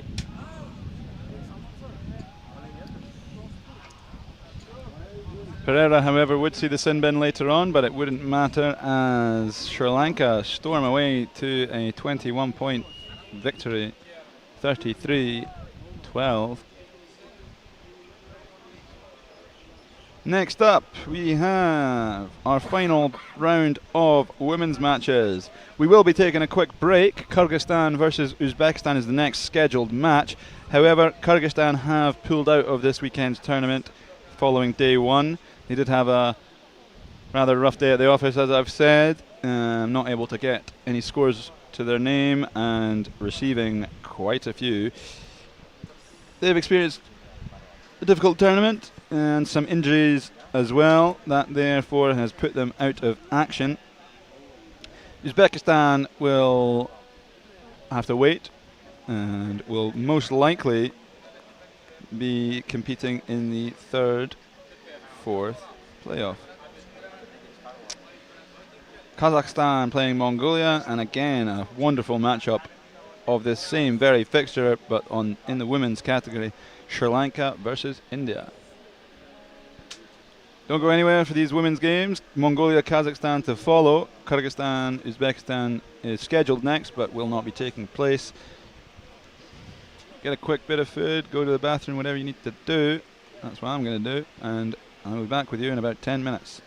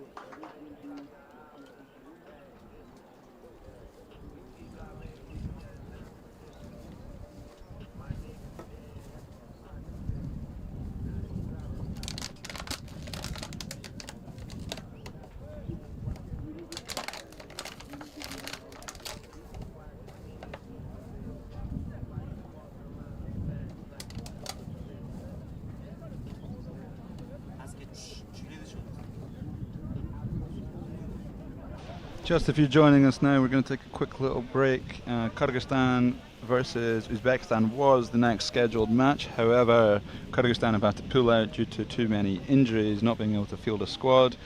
So our next match will be Mongolia, Kazakhstan, but it will be in about 10-15 minutes. We're going to keep to our normal schedule to allow for fair and even breaks between games for our teams. And also they need it in this 35-degree heat in Tashkent. So I'll be back in about 10 minutes for this screen on your match. Match 29, our penultimate group stage match, Mongolia versus Kazakhstan, followed by another cracker, India versus Sri Lanka, to conclude our women's and all fixtures. Be back in 10 minutes. See you then.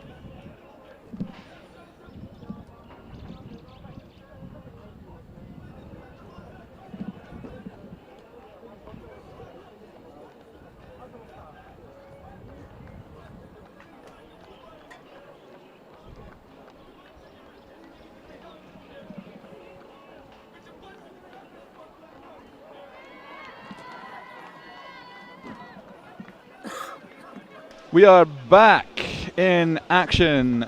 We took a little bit of a break because Kyrgyzstan have pulled out, but we're keeping to the schedule, so we had about a 20-minute break there. Here we have Kazakhstan and Uzbekistan. See, the stream numbers have got a bit lower. Encourage your friends and family to get back online. We have a good game here before a blockbuster of the women's game. We have Sri Lanka, India to follow. First off, Kazakhstan want to keep a almost perfect record going. They lost once to Sri Lanka in their opening game. Since then, they've been pretty dominant, winning all their other games. They are 3-1 up against the struggling Mongolians, who only have one win to their name against Kyrgyzstan yesterday.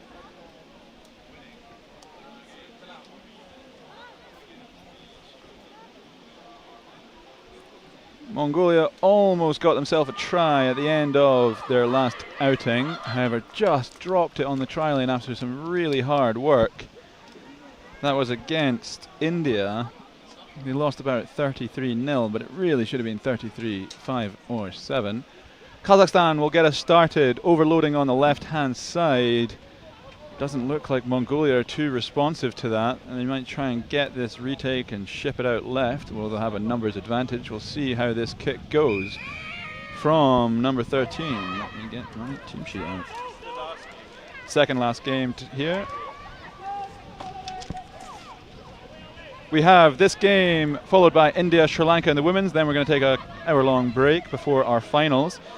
Kazakhstan instantly starting off with the ball, but a slight knock-on at the base of the ruck turns it over to Uzbekistan.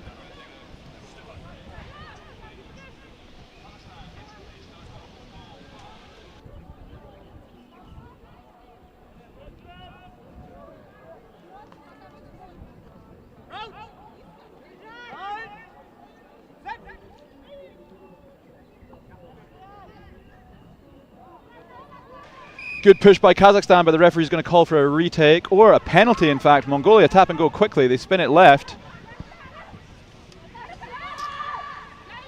They find the edge and tip it back inside. Held up by Kazakhstan, they're still fighting, got to go work the ground, it's done. Amarsana deputising the scrum half.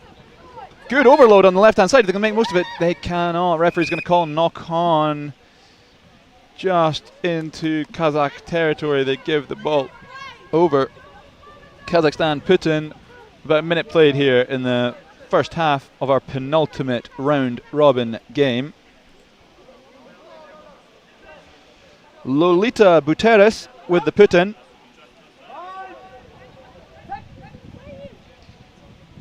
Mongolians men's squad had a really strong push, disrupting most other teams. So do the women's. Buteris goes blind. Does she have the legs to get out? She does not. She's just about dragged down. Offload first before hitting the ground. Good, quick hands. Open up wide. Could have attacked the space, but they take the pass instead. They've still got numbers advantage. 7 drives. That's Natalia Berezhnaya. She offloads in contact to Victoria Kuznetsova. Back inside. They're keeping this ball alive. Berezhnaya slings it to the centre. Buteris on ball, skips past one, looks for the offload. She just about finds it. Referee's going to call knock on. Just as Kazakhstan were entering the Mongolian 22, they have a slight mistake. Buteris can't find her partner and it falls to the ground. Still 0-0 here. We have Batjargal with the scrum cap about to put it into the scrum. Advantage, Buteris offside at the set piece. High tackle as well, by the looks of it might be a new advantage. Mongolia playing some really nice rugby here. Wrapped up by Berezhnaya around the 40-metre line. Advantage now gone as they've driven it about 20 metres from the line. I think it's a new advantage for offside. Batjargal plays it from the base of the ruck. One pass contact, strip comes, no advantage. Penalty, tap and go here from number 5, Bayat Sokt. She advances towards the halfway line. Bit of a high seatbelt tackle, nothing given, as we're on the cusp of the halfway line. Referee has blown his whistle, holding on. Good jackal there from number 2, Diana Dastankizli. Lolita Bateris with ball in hand. She puts it to the deck to safely tap and go. She goes left. They have a 3-on-3 here. Berezhnaya steps and goes. She's powering through. It's not Berezhnaya, it's actually Victoria Kuznetsova, and she will go under the sticks to open the scoring here. 5-0 Kazakhstan. Good bit of footwork and a good drive there from Victoria Kuznetsova. She's awfully tired after that 50-metre dash.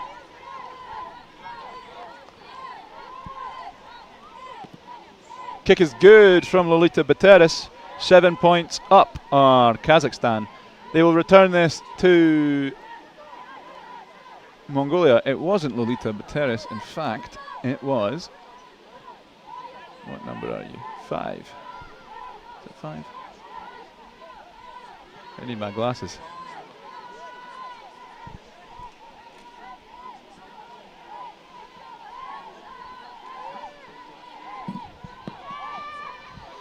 Still can't quite tell. We've restarted here again. We're watching replays, but Mongolia have recovered well. It's hard to read these numbers on the Kazakh strips. The white numbering on the light blue and yellow shirts. It wasn't Buteris with the conversion attempt, but that is number 2, Banzai, a powerful player. She played very well in their loss to India. Takes it to the halfway line and wins an advantage. Kazakhstan often offside here. I think that's what the ref is blowing for.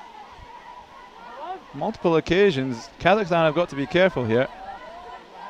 I think it was number 6 with the conversion. That is Amina Sharip.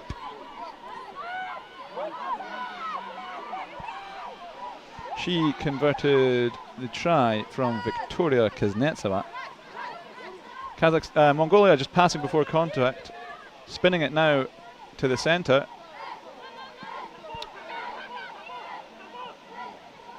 Grappling tackles, finally finds the floor. Play on, says the referee. They've got it round the corner. Do they have the legs? I think they might. Kazakhstan have conceded here. Very careful with that touchline. She's got it.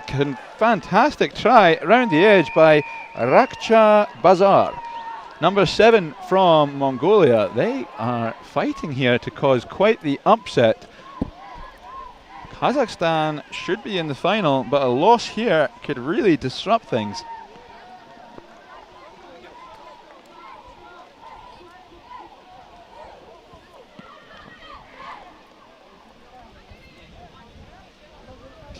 To convert will be number 4, Bachimeg Bachargal. Referee's blown her whistle. I think she took too long. She was adjusting something and has flaunted an opportunity for 7 and an equal scoring. 13 from Kazakhstan, getting burned on the outside. Tatiana Semenova too slow to keep up with Rakcha Bazar. Good speed on the edge by number 7. Semenova will be disappointed not to keep up with her. Although Kazakhstan instantly replying, number 2 with a show and go. That is Diana Dastan-Kuzi. She's going to go straight for a 70-meter 7-pointer from kickoff. One little dummy and she's gone the length. She hands it off to Amina Sharip and she will add the extra 2, surely.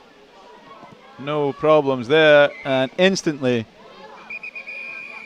Kazakhstan extend their lead.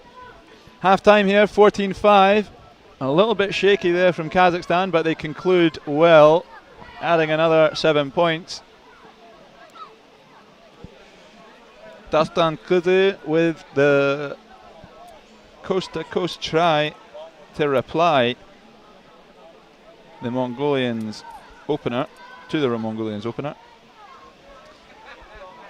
As I say, this is our penultimate match of our round robin tournament.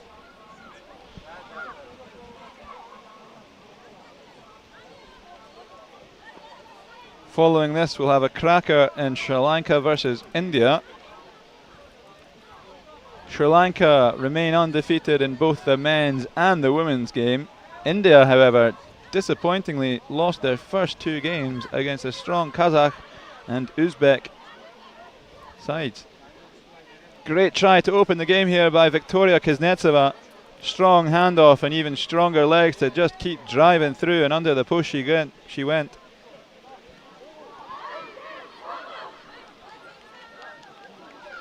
Just sitting down number 5, I think it was, Bayard Sogt. Grimacing on her face as she races through this 35-degree heat into the end zone. Semenova burned on the outside here by 7. Mongolia, Olonku. Pardon me, I think at the time I said it was Rakcha Bazar. It was not. In fact, it was Olonku. But swiftly, Amina Sharip replied. Was that number 2? I don't think that is Amina Sharip. I think that's... sorry, it was Diana Dastankuzi. I said that in the main broadcast. Anyway, Bachargal from Mongolia gets us back underway. It's fielded well by Lolita Bateris in the centre of the park. She fakes left, fakes right, and down the centre she goes. She's still going. She gets it away to, I think, one of the Kuznetsovas who's driving away. It's not, it's a Berezhnaya. And Berezhnaya, Natalia, will go under the sticks to add another try and more or less secure this win for Kazakhstan. Great work by Lolita Bateris to scamper in between the central Mongolian defence and find space for her partner Berezhnaya out wide on the right. Easy chip over the posts to conclude, and it's 21-5.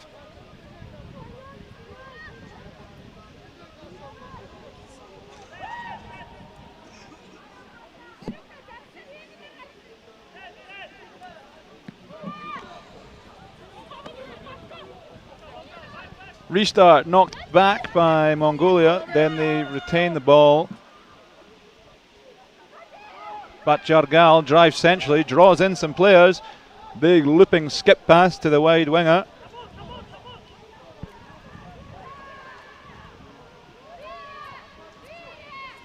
Offside advantage, some disciplinary issues again from Kazakhstan. I think the referee will come back after this tackle for loss for this advantage. He'll let them play a little bit more. Nice little skip, but we'll blow there and bring it back for the penalty.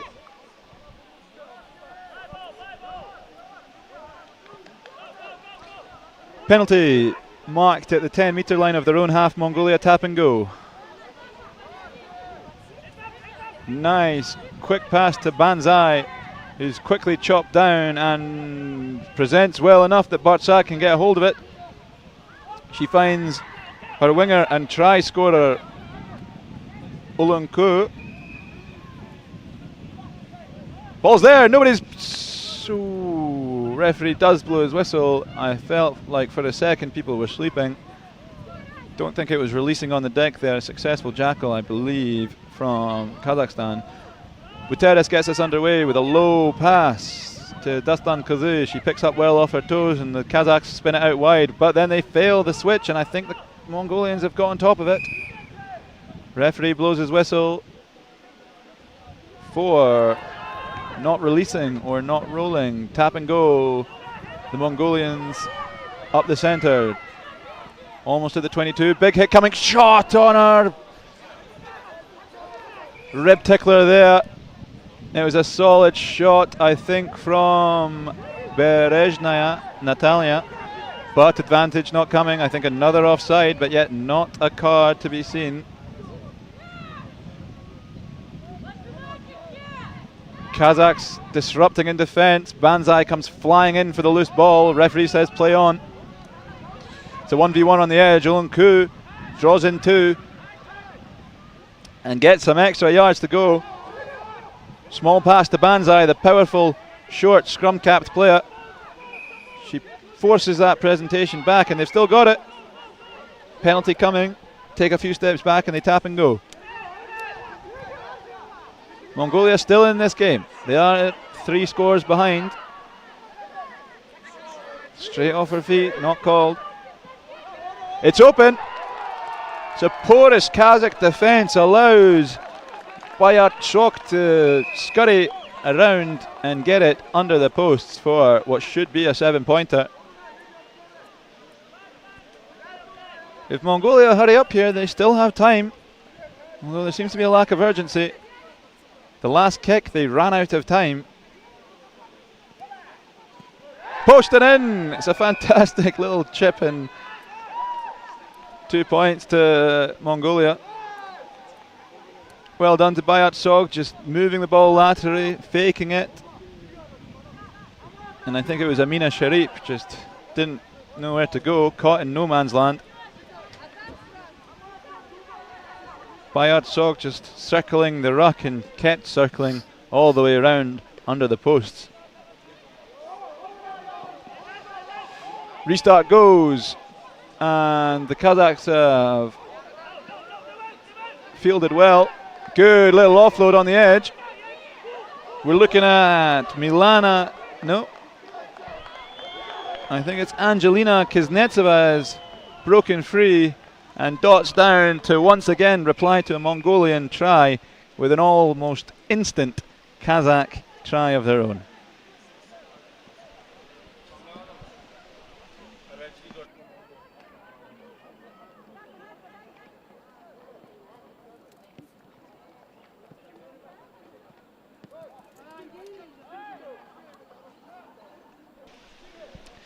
Great try, burning away was Angelina Kuznetsova. Almost in arm's reach of number 4, Bajargal, but she could not quite get the speedster on the edge. Good contestable kick, great take from Kazakhstan. She's going to go all the way. To the edge she goes, inside pop to Grishina. Grishina's got the power and she cannot be stopped. That's a fantastic try from Kazakhstan to instantly add, and they want more. Grishina is running back.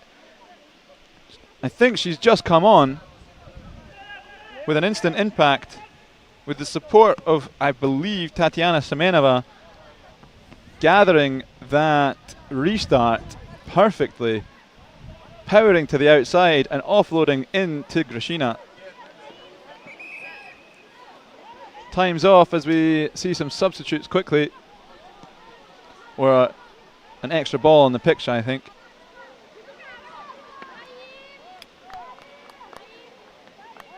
Still not quite off. There we are. Ref says time on, and the ball is hoisted well into the sky. They didn't want it. I think that's a knock-on advantage. It is. Amar Sana couldn't quite get under it. And Lolita Buteris snaps that ball up to play a quick set piece here. Kazakhstan looking to extend their lead even further. Ball's there. Buteris scurries to the right. She pops. Again, it's gone over the top. She regathers her own pass. She's still going, Lolita Buteris. She finds an inside pop, and it's a lovely, lovely line by Oksana Shadrina. And she gets herself under the post to add another 5-pointer with number 3, Diana Kazibekova, surely adding the extra 2. I didn't quite see on the screen here. That's a full-time whistle, 36 or 38-12. Kazakhstan will probably be disappointed by letting up a couple tries there, although they did rack up a decent score of their own. Don't go anywhere. Our final group stage match is Sri Lanka versus India in the women's. Sri Lanka undefeated, and India looking to finally get a positive record after losing their first 2 games, winning their third and fourth. Right now 2-2, but they're up against the undefeated Sri Lankans. They'll be kicking off in 5 minutes or so. Don't go anywhere.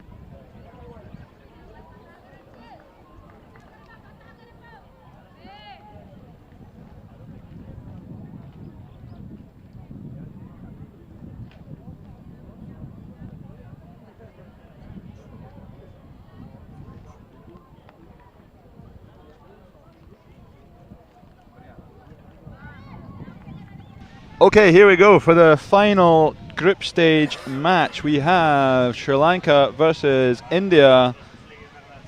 Two strong teams. India looking for a bit of an upset and looking to get themselves into the third, fourth playoff. I think they're more or less there. I think they are there, to be honest. I need to double check the table, but Sri Lanka will want nothing less than a perfect record. 4 wins so far, large point difference as the Sri Lankans take a knee. The Indians grab a comrade in arms.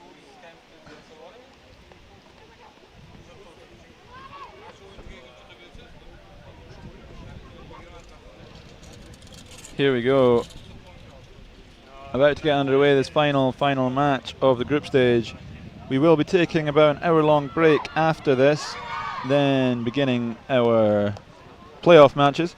We'll have a men's 5th, 6th playoff, not a women's, because the Kyrgyz women's team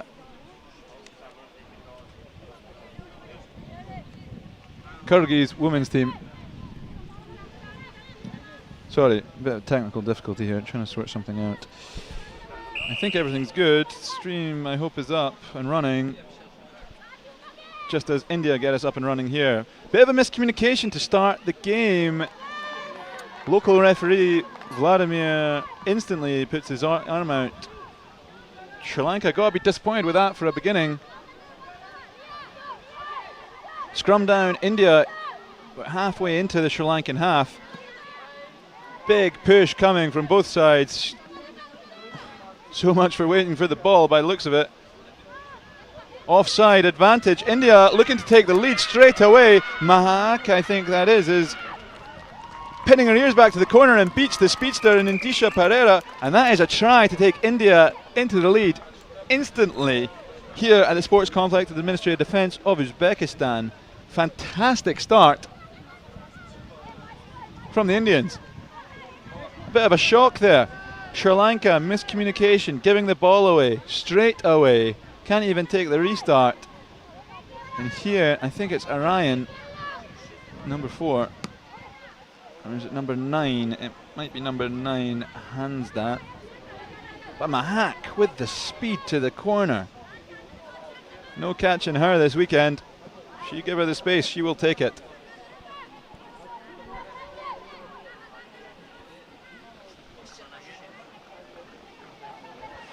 Restart from Hansda after a missed drop goal conversion attempt. It's a decent restart. This time, again, Sri Lanka can't get a grip. And luckily, it goes backwards this time into a third teammate's hands. Sri Lanka really got to clean this stuff up, the basics of a kickoff. India go for the intercept, but they do so to leave Idusha Pereira open, and there's no catching her once you let her get going. That will be probably a lead-taking try, as that is right under the posts for a nice easy conversion.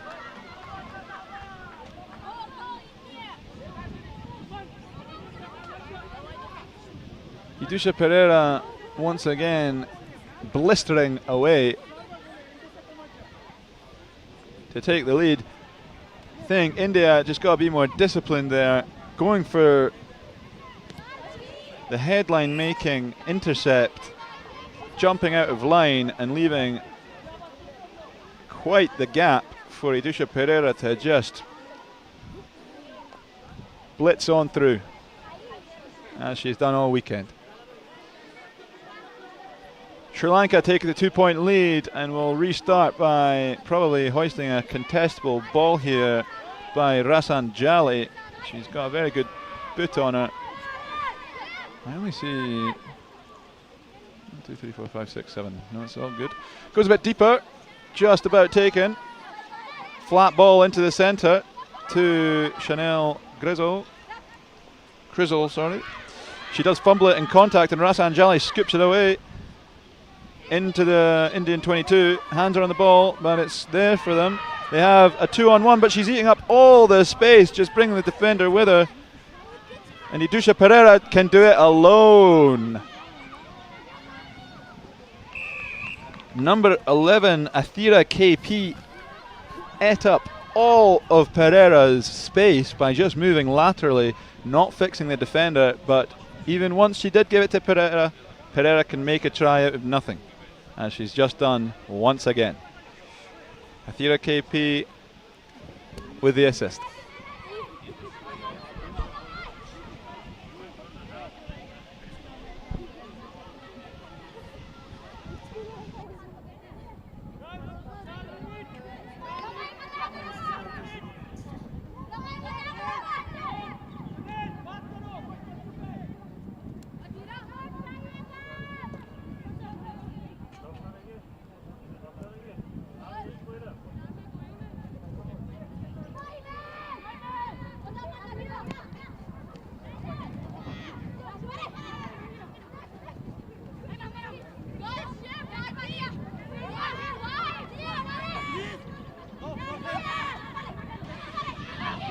So just having some technical discussions back here, but India securing the ball and getting an advantage almost at the halfway line. They are now spinning it right. Chanel Crizzle, nice over the top, backdoor offload. Takes Pereira to the edge. Not many people can do that. Pereira ushers the Indians into touch. Rasan Jali fakes the quick line out. But referee Vladimir has already set the channel for an Sri Lankan throw. My apologies, Rasan Jali will do so. It's contested. It's knocked on in the line out there. India have got the ball.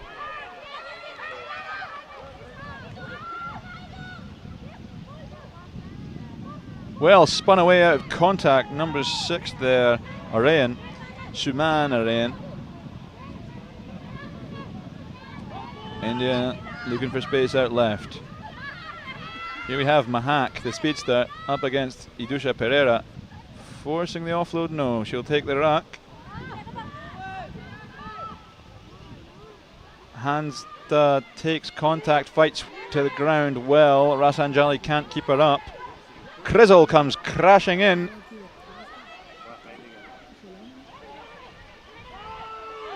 And player advantage on the edge, and they've got the try. Number 6, Suman Orayan dives in. A little bit wide. It's going to be a difficult kick for Hansda to tie this game up. Suman Orayan just getting some medical attention after diving in for that try. Or perhaps just cooling attention. It is 35 degrees here in Tashkent. Hansda, big kick here. Think the half-time whistle will blow after this attempt. They'll want to go in.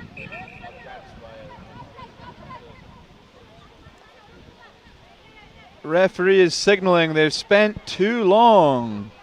Perhaps they thought Suman Orayan's injury would have stopped the clock, but no.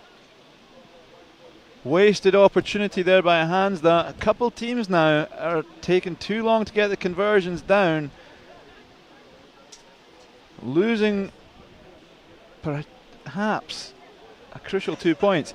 We're here at the break. India are down by 2 points against Sri Lanka, the undefeated Sri Lanka, that is.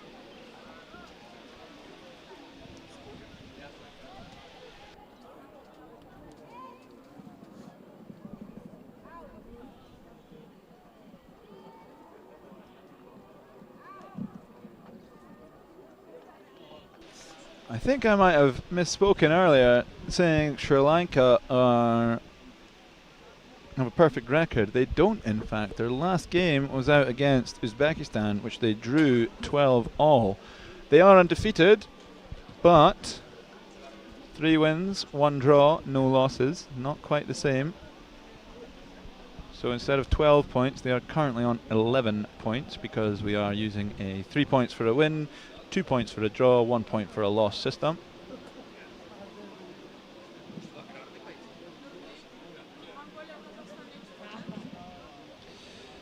Good late but perfectly timed pass really from number 1 Arati Murumu for the assist there on Suman Orayan. Failed opportunity at 12 though. They have to settle for 10 points and a deficit of 2. It's awfully hot there. You see a lot of players getting ice on their necks, ice on their face.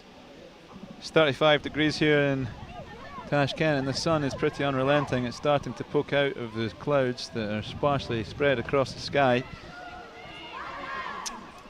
A reminder, this is our final game before we take a little break here in Tashkent. We will have about an hour-long break before our 5th, 6th playoff, our 3rd, 4th playoff and finals. About an hour we will rest. You can watch some highlights. We'll probably leave some fixture list timings up on screen. But don't go anywhere now. We've got another 7 minutes of fantastic women's rugby to conclude our group stages. This is the 30th and final match of our men and women's round robin.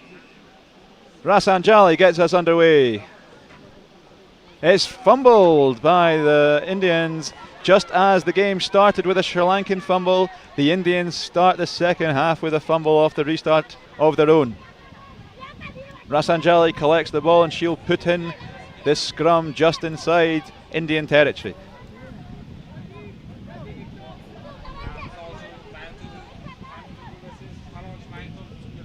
Rasanjali sees something she doesn't like, so does the referee, asks for a quick reset. Here we go. No time wasted. Early push, yeah, I thought so, from Sri Lanka. Rasanjali thinks it's hers, it's not.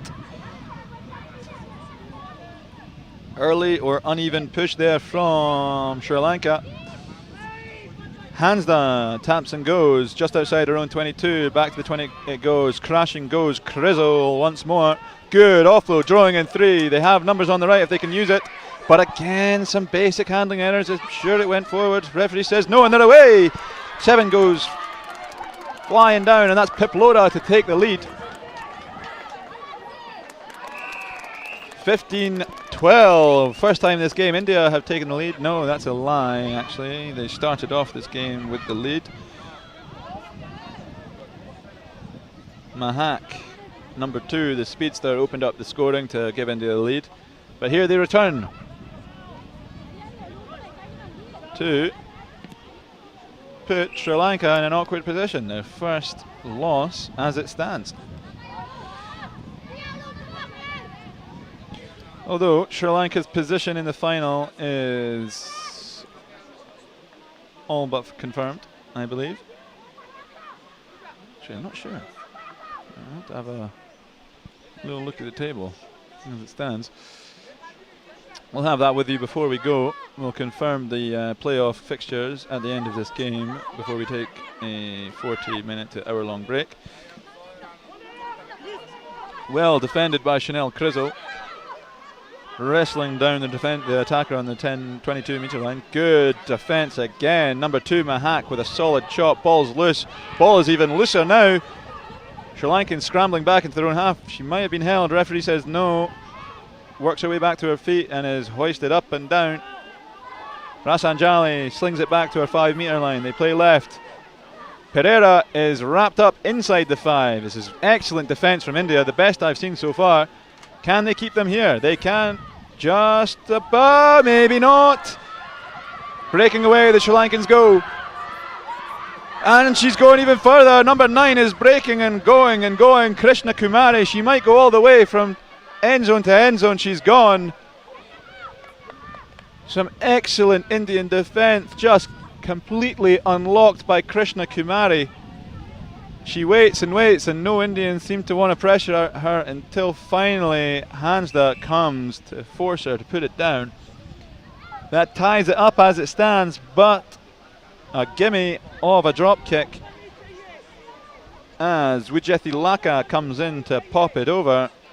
A vital 2 points could be the difference here.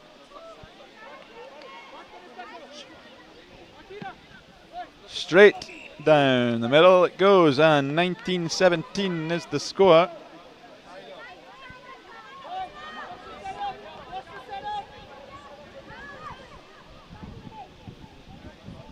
Krishna Kumari from her own try line to the next.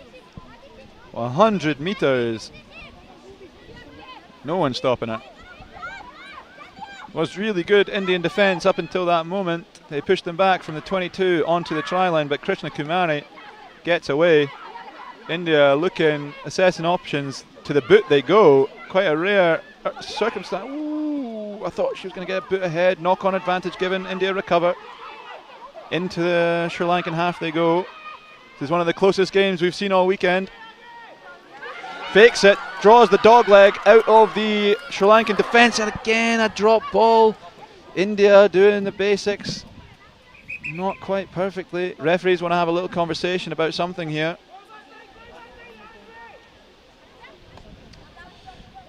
Referees from across Asia here.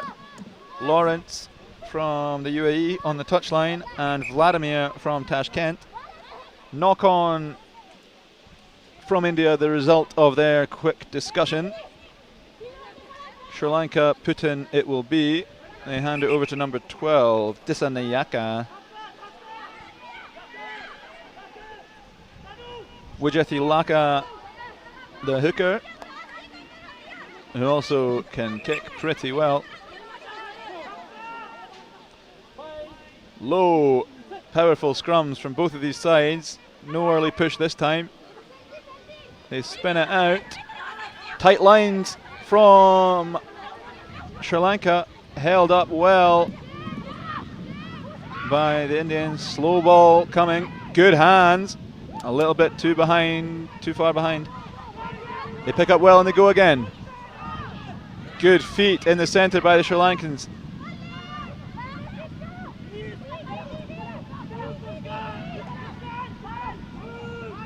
Great hands picking it up off of her shoelaces. Good option with a skip pass.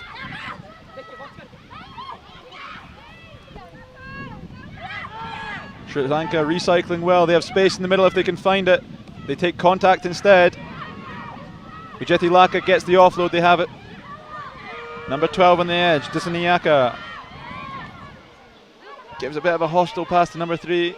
She carries hard. Dissanayaka has ball again. Into the Indian half they go. Referee calls offside. Penalty to Sri Lanka. Scrum called. Perhaps trying to kill a bit of time here. Referee informs how long is left. I can only assume a minute or two.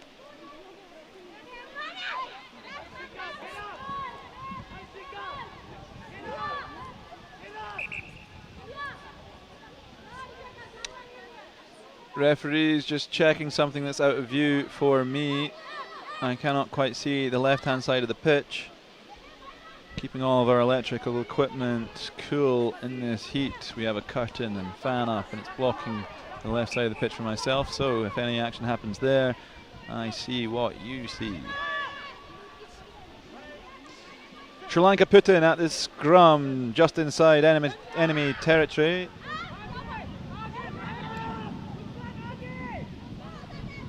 Trying to go for speed on the edge. The Indians won't allow that. Number 5 does well to pull her down. That's Anshika. Not releasing. Great defense by India.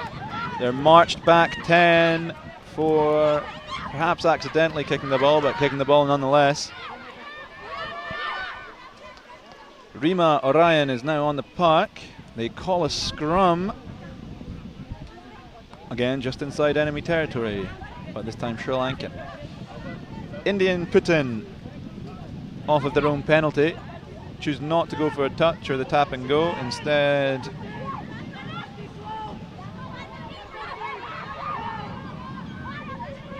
a scrum.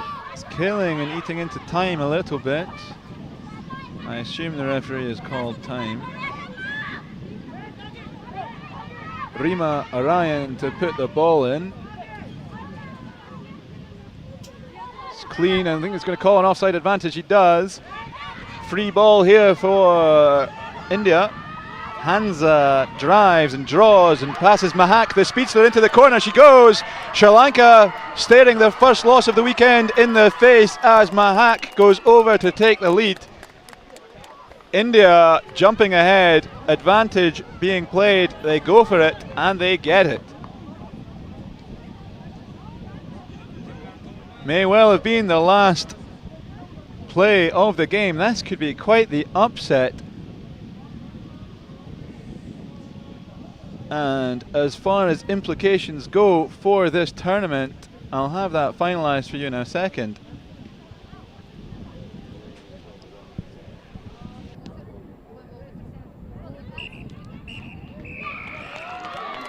India have done it. They have upset the undefeated Sri Lankans. The first loss for a Sri Lankan team, both male and female. The Indians are loving life right now. They may have lost their first 2 games against Kazakhstan and Uzbekistan. That was quite a surprise for us here. However, I think they are going back to the level we expected of them here on the Sunday with a victory over the strong Sri Lankan side, 24-19. Well done, India. As far as what that means for our table, I will get back to you in just a second. Watch some highlights of this fantastic showdown of South Asian rugby here in Tashkent.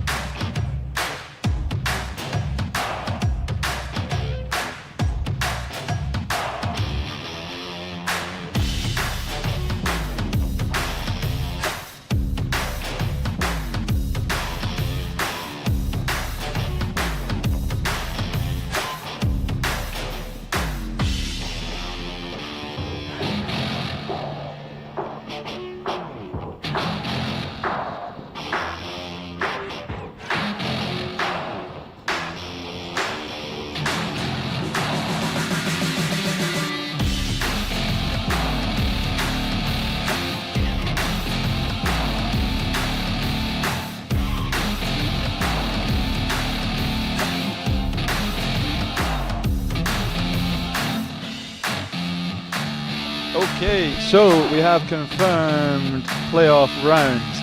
This afternoon will be Kyrgyzstan versus Mongolia in both the 5th and 6th playoff. However, the women's game will not be going ahead due to Kyrgyzstan pulling out.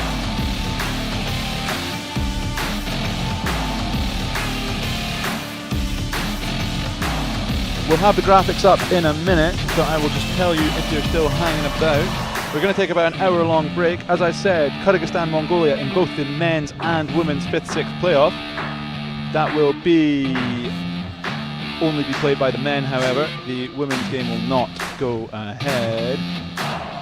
3rd place playoffs we have in the men's Pakistan versus the home country of Uzbekistan, and in the women's we have India versus Uzbekistan. Uzbekistan just losing out on points difference to Sri Lanka. Tough break for them, no shot at the title. That leaves us in the cup matches. Men's India versus Sri Lanka, and in the women's Sri Lanka versus Kazakhstan. That will be on your screen for the next hour or so as we take a little break here in Tashkent before our very exciting placing matches, including 2 cup finals. See you soon.